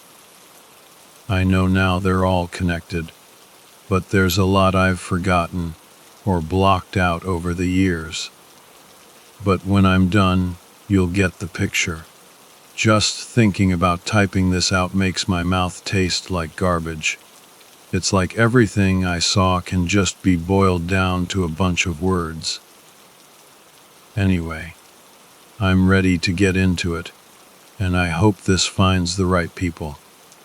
Sorry in advance, I know my writing sucks, and I'm not the best at details. Like I said, it's been years, but I hope I can write this well enough to help me remember, and also in memory of Ethan. So, here we go. My family used to go camping all the time when me and my brother, Ethan, were growing up. I can remember countless days of gathering sticks to build a fort and playing hide and seek. See, even though Ethan and I were brothers, we actually got along most of the time. He was born 3 years after me, so we weren't too far apart in age. That meant we liked most of the same stuff. Mom and Dad always tried to keep us outside for hours on end. They'd always say, "Nothing is more valuable than the time spent with each other." Ethan and I would always look at each other with this disgusted look before running off to catch more bugs for our collection. On this one week, we went out to the campgrounds that were like 5 miles from our house. Mom said she didn't get the point, but Dad insisted it would still be fun. We were told to pack enough clothes for 2 nights, and that we'd stop by the grocery store on the way to pick up the food we'd need. Ethan was 5 at the time, and he decided to sneak his stuffed Superman doll, even though Mom and Dad specifically said not to bring any toys. We both walked out the back door to find Dad loading up the carrier that sat on top of his 2004 Toyota Sequoia. We chuckled as we watched him struggle to get it on for a good 5 minutes. It didn't help that the carrier was this weird bean shape. Ethan always said it looked like a giant kidney bean. Mom came out shortly after with Daisy, our Boston Terrier, on a leash. We all loved going on trips, but having Daisy with us made it even better, especially for Ethan. He and Daisy had this bond that me and my parents could never understand. They did everything together, spending hours finding sticks or just running in circles. By the time we all loaded up into the car, it took us like 7 minutes to get to the campground. On the way, Mom joked with Dad, asking to stop at a bathroom. He gave her this side eye, followed by a small chuckle. Once we got to the campground, Dad pulled up to this building that looked like it was about to collapse. The big, faded sign once read, SGL BalYVLESTA Parque. Ethan and I laughed because the faded paint made it look like it said, HELSTA Parque. Mom and Dad asked what was so funny, but we just kept quiet, still giggling. We pulled into a small spot that was further back than all the others. There was this little wooden post with a broken plastic sign that faintly had the number 22 on it. Dad immediately started setting up the tents while Mom worked on some sandwiches for us. Ethan, Daisy, and I started wandering around the woods. We liked to play this game where we threw a stick as far as we could, and while Daisy went to fetch it, we'd find hiding spots. Ethan started by throwing a small stick that went about 20 feet away. As Daisy ran towards the stick, we ran the other way. We found this huge log lying in a small clearing and decided to duck behind it. We could hear Daisy's footsteps crunching on the leaves, and she was heading straight for us. We both tried to hold back our laughter by covering our mouths, but as soon as Daisy came around the log, tripping over her own feet, we just lost it. Our laughs filled those woods. I bet the whole campground could hear us. After a few more times of Ethan throwing the stick and Daisy finding us in seconds, we decided I should try to see if I could get the stick further to buy us more time. I found a good medium-sized stick and looked down to see Daisy wagging her tail, just waiting to take off. I chucked the stick, and it went flying. She ran faster than I'd ever seen her before.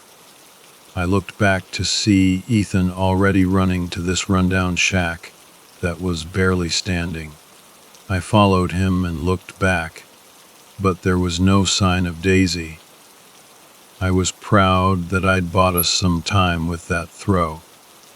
We walked through the missing door of the shack and ducked down beside an old table. Ethan pointed out the piles of trash lying around, and we also noticed an old sleeping bag that looked like it had seen better days. Ethan tried asking me if someone lived there, but I just told him to be quiet, or Daisy would find us. We sat there for 10 minutes, waiting, but we never heard or saw any sign of Daisy. We slowly got back on our feet and made our way back to where I threw the stick. We walked in circles, calling for Daisy over and over. I noticed a really worried look on Ethan's face. He loved that dog. We'd had her since he was a baby, and they'd been inseparable ever since. I told him that we should head back to our campsite and leave some food out. Surely that would bring her back. Once we got to the campsite, Ethan immediately started telling Mom everything. She didn't seem too worried, and was sure Daisy would be back before the trip was over. We all sat around the rundown picnic table, which was guaranteed to give us splinters to eat the sandwiches Mom made. Down beside the table was a tiny yellow bowl that read, Daisy, which was filled with dog food and a couple pieces of lunch meat that Ethan had put in there to really tempt her. We spent another hour that day looking around for her, but no luck. I could see that even our parents were starting to get worried. I couldn't tell if it was because Daisy was missing, or if they were thinking about what it would do to Ethan if she wasn't found. That night, we got into our tents, all missing Daisy, but knowing we needed rest to keep looking tomorrow. Our parents had their tent set up on one side of the campsite, and ours was on the other side of the picnic table. I remember waking up a bunch of times to Ethan just sitting up, holding a flashlight in one hand and his Superman in the other. Eventually, I sat up and told him that she would come back. She was an adventurous dog and probably found a squirrel to chase while she was fetching the stick. He just stared at me with these red, puffy eyes. Ethan told me that if she didn't come back, it was my fault, and that I didn't have to throw the stick so far. I sat there in silence, thinking about that. I understood he was upset, and part of me felt like he was right. It's crazy how a game we played a million times could make my brother feel like I'd betrayed him. I started pulling a bunch of nonsense out of my mouth, trying to comfort him. I told him that Daisy was a good dog, and that dogs have the best instincts for finding their way home. Mid-sentence, we heard rustling in the leaves right outside the tent. It was too dark to see any shadows, but a smile grew across mine and Ethan's faces at the same time. I looked behind me to where the noise was coming from, and then back at Ethan. I told him, all confident, after all, they are man's best friend. We both started moving fast, putting on our shoes so we could go greet Daisy. The sound of the tent swaying, the zipper going up super fast, and us falling out onto the grass should have been enough to wake up the whole campground. We lay there for a good 30 seconds, just to make sure Mom and Dad weren't gonna come stumbling out of their tent because of all the noise. When they didn't, we stood up and started heading towards the rustling. Ethan had brought his dollar store flashlight that could barely light up 4 feet in front of us. As we headed into the dark woods, I looked back and saw our tent about 30 feet away. We stopped when we heard more leaves crunching to our left. Ethan softly called for Daisy, followed by a whistle. We stood there for another minute, but still nothing. I couldn't understand why she wouldn't just come to us. It was dark, but couldn't she recognize the voice of the kid she'd been so close to all these years? We'd taken a couple more steps when Ethan just stopped moving completely. He stood in front of me, frozen, his flashlight fixed on something on the ground. I moved closer to the pile and was hit with a smell so bad I had to hold my nose to keep from throwing up. I grabbed a stick from the ground nearby and used it to poke at the mystery pile. As I moved it around, I realized it was a stack of clothes, a torn gray shirt, a ripped pair of jeans, and a pair of boots, all covered in mud. Ethan stuttered from a few feet back, "W, what is it?" I turned to him with this confused look, not even getting a chance to answer before we heard the rustling again. This time it was a lot closer, and from the sound of it, we were being circled by what we first thought was Daisy. But now I was worried it was something else. Ethan tried his best to follow the rustling with his flashlight, but he could never keep up. Whatever was running around us was way too fast. I looked at Ethan and mouthed, "Follow my lead." As I was getting ready to run, the rustling stopped. I stood there, frozen, not sure if I had a clear shot to run back to the campsite without running into whatever was making the noise. Ethan and I were standing back to back, with about 2 feet between us. After a minute or so, We heard the rustling coming from my right. Ethan shined his flashlight in that direction as an object came flying towards us. We both moved forward to avoid getting hit, and when I turned around, I saw Ethan shining his light on the ground between us. The hair on my neck stood straight up when I realized what was lying there. It was a stick. My face was filled with fear, but when I looked at Ethan, he had a smile on his face. He thought it was for sure Daisy at this point, but I knew there was no way she could have thrown a stick, especially not that far. I quickly grabbed Ethan's hand and ran towards the campsite as fast as I could. I was probably dragging him on the ground with how fast I was moving. I could hear Ethan yelling, "Stop. Daisy is back there, and she wants to play."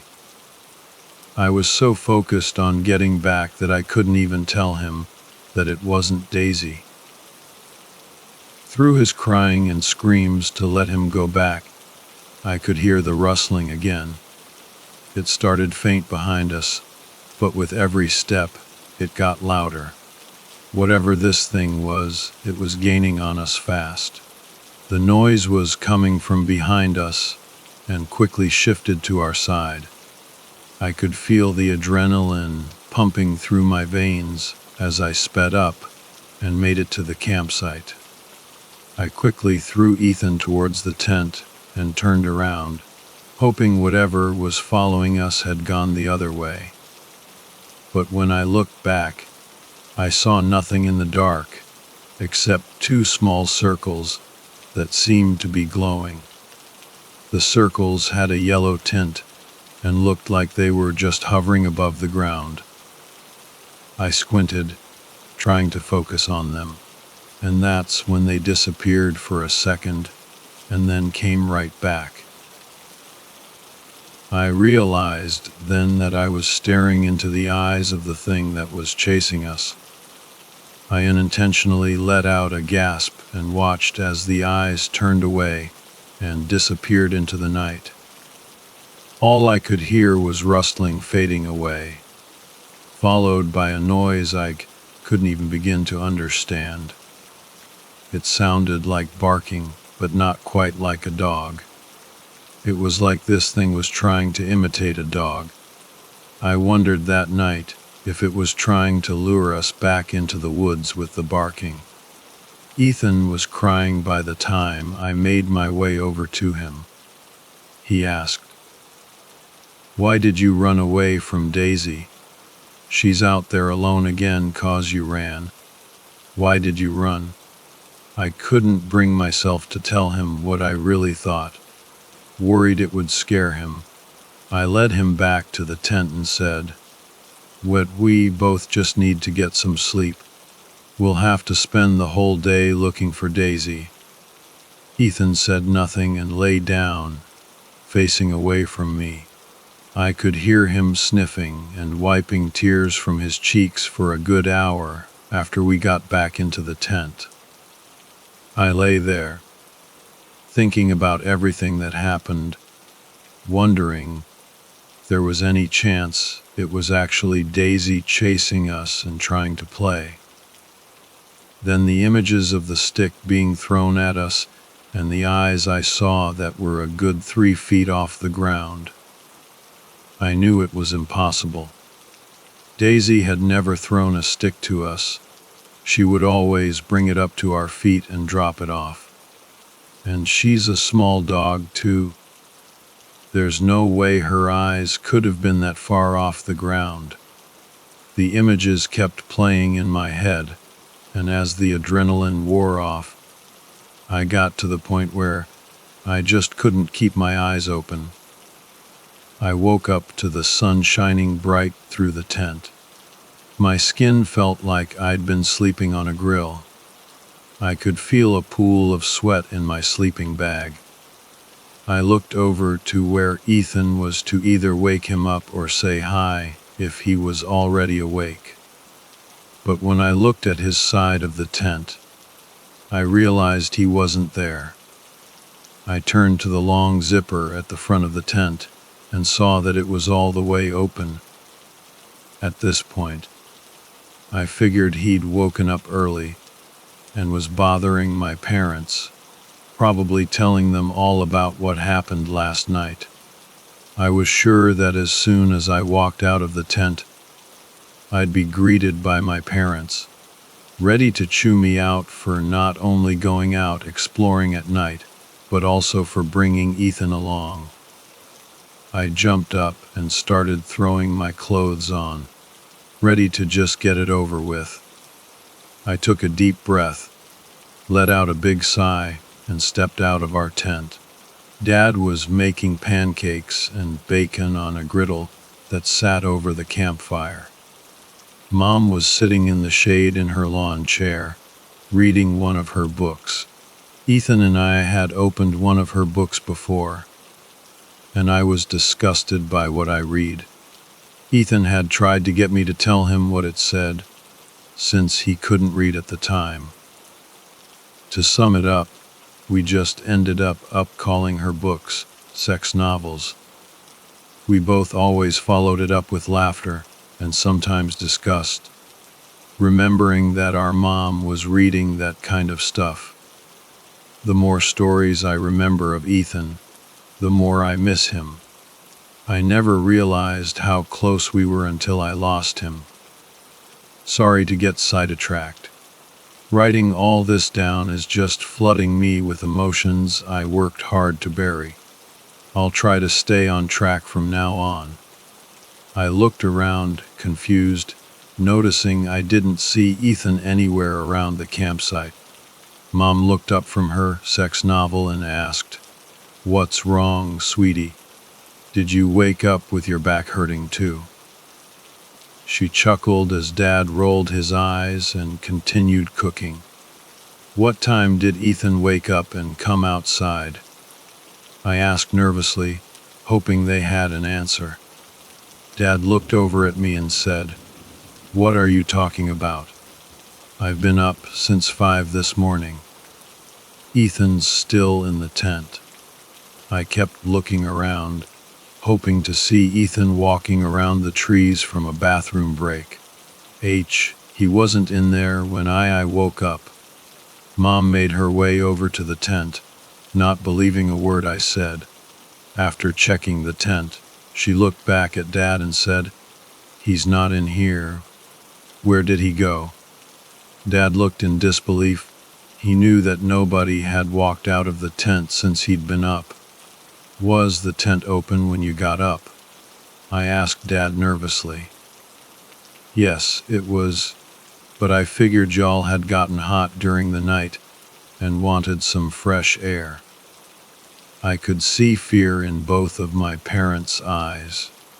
My mom started frantically digging through the tent, and then suddenly stopped. She walked out of the tent, holding something in each hand. It was Ethan's shoes.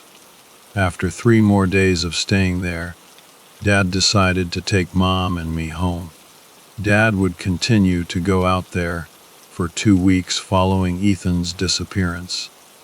Mom would beg to go, but Dad would just leave, not giving her an option. I think Dad felt responsible since he planned the trip. He thought it was his fault his youngest son had gone missing. Deep down, I felt like it was my fault, though. It was my fault Daisy ran away and couldn't find her way back. It was my fault that Dad was never home and always spending his free time at the campsite. It was my fault that Mom was locking herself in her room to cry and drink. It was my fault that Ethan wasn't home with us, running around with Daisy or playing any of our silly games. It was my fault that Ethan was possibly dead. 6 days after Ethan disappeared, Dad was out walking the woods with one of the park rangers.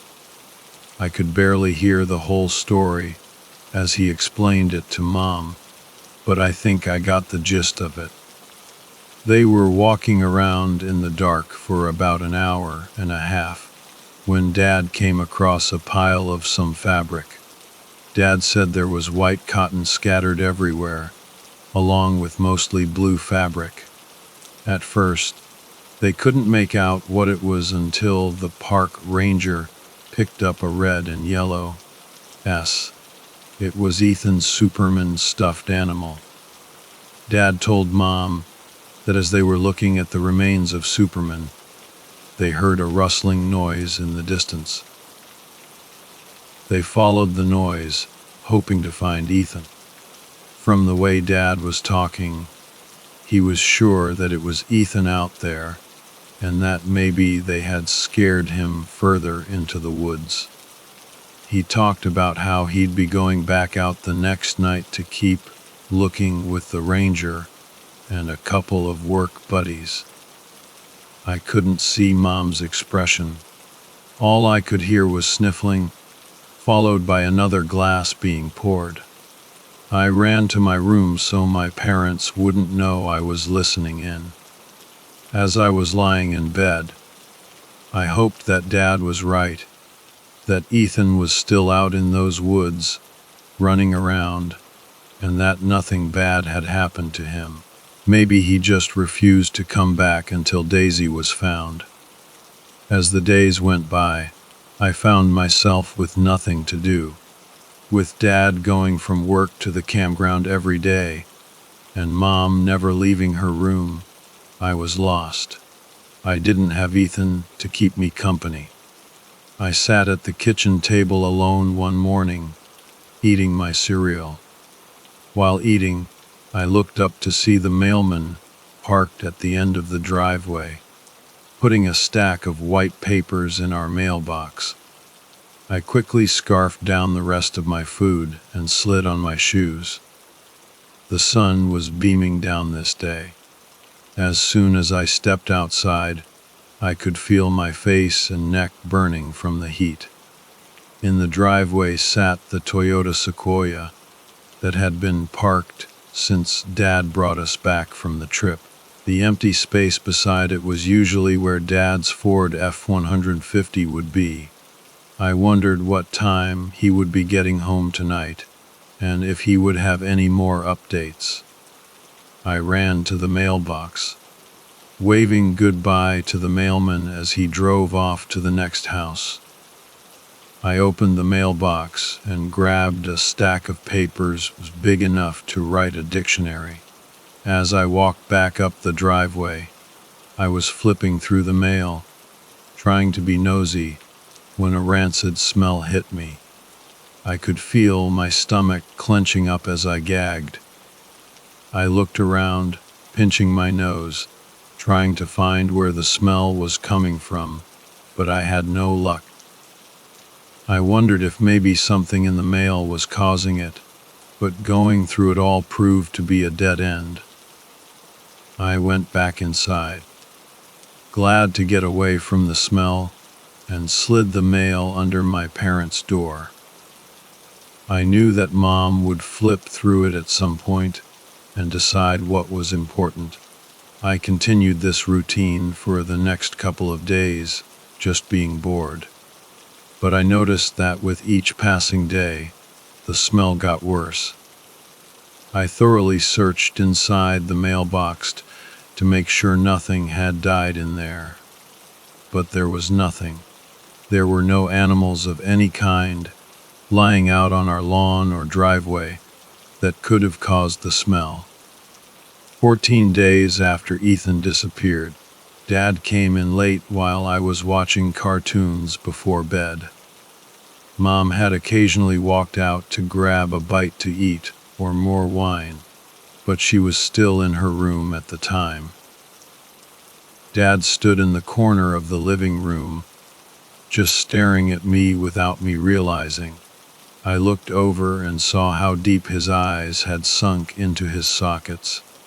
He looked terrible. How could he not, after working for 10 hours a day? Searching for Ethan for 5 to 8 hours and sleeping for 5, just to wake up and do it all again. He sat beside me on the couch and tilted his head as far back as it could go. I nudged my bowl of goldfish into his side to see if he wanted one, but he just looked down at the bowl, shook his head no, and threw his neck right back to where it was. I set my bowl on the arm of the couch and looked up at him. "Any luck out there today?" I said in a low tone. "And nah, nothing yet, but you don't worry about that. I'll find Ethan, I promise, bud," he said in a reassuring but drained voice. I sat there quietly for a few minutes, knowing that he couldn't keep that promise. If there was no sign of Ethan at this point, then I didn't see how it would be possible to find him. We continued to sit in silence as the sounds of cartoons filled the room. Not sure what else to say, I looked back up at him and said, "Hey Dad, wide. Yeah. What's up?" He quickly responded, "There's something outside that's been stinking up the whole yard. I think it's coming from the mailbox, but I can't find anything," I said, partly to start another conversation, but also to see if he had noticed the smell too. "Oh yeah, I noticed it when I was coming inside. I'm sure it's a skunk or a possum. The vultures usually clean them up in a day or two," he replied confidently. I sat on this thought for a minute, thinking he was probably right. But I'd noticed the smell for almost 6 days at this point. "I searched the whole yard, and haven't been able to find anything," I said. "All right, tell you what. You go grab 2 flashlights from the closet, give me 20 minutes of shut-eye, and we'll go exploring to find it." "Okay, bud," he said calmly. I ran to get the flashlights ready. Part of me felt bad for getting my dad back outside, searching for something that couldn't be found, but I'd been so bored lately that I selfishly disregarded any other thoughts. After the 20 minutes had passed, I nudged Dad to wake him up. I stood in front of him with a flashlight in each hand. "All right, let's get this show on the road," he said as he made his way to the front door. As soon as we stepped off the front porch, the smell hit us both. We both simultaneously reached to cover our noses with one hand as we held the flashlights in the other. We wandered around the yard, searching, swaying our lights back and forth, looking everywhere. I started to make my way to the right side of the yard as Dad searched the left. After a couple of false alarms with some pine cones, I made my way back over to Dad. By the time my light landed on his back, he stood facing the Toyota Sequoia. "Did you find something, Dad?" I asked, wondering why he was so still. As I got closer, I realized he was looking at the side of the car. The purely white paint was interrupted with a solid red line. I followed the red line up from the bottom of the car up to the carrier. Dad quickly unbuckled the carrier and set it calmly on the ground. I could see his hands trembling as he prepared to unzip it. I'll never forget the sound of that zipper coming undone. That moment seemed to last forever. I fixed my flashlight on the weird, shaped carrier as the zipper was opened a fourth of the way. By the time it was halfway unzipped, I could feel myself shaking in rhythm with my dad's. He slowly swung open the top of the carrier, and we were both met with an ungodly sight. It was Ethan. His body was lying in the case, twisted in ways I couldn't even understand. His throat was sunken in and covered in blood. Tears began to fill my eyes as I tried to process what was in front of me. I could see my dad's mouth moving, as if he was screaming, but there was no sound.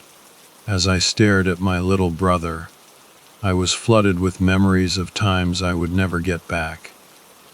At least before, I didn't know he was dead. At least before, there was still a chance. As grief and guilt consumed me, I couldn't help but notice a weird material lying between his broken legs. It was fur. It was Daisy.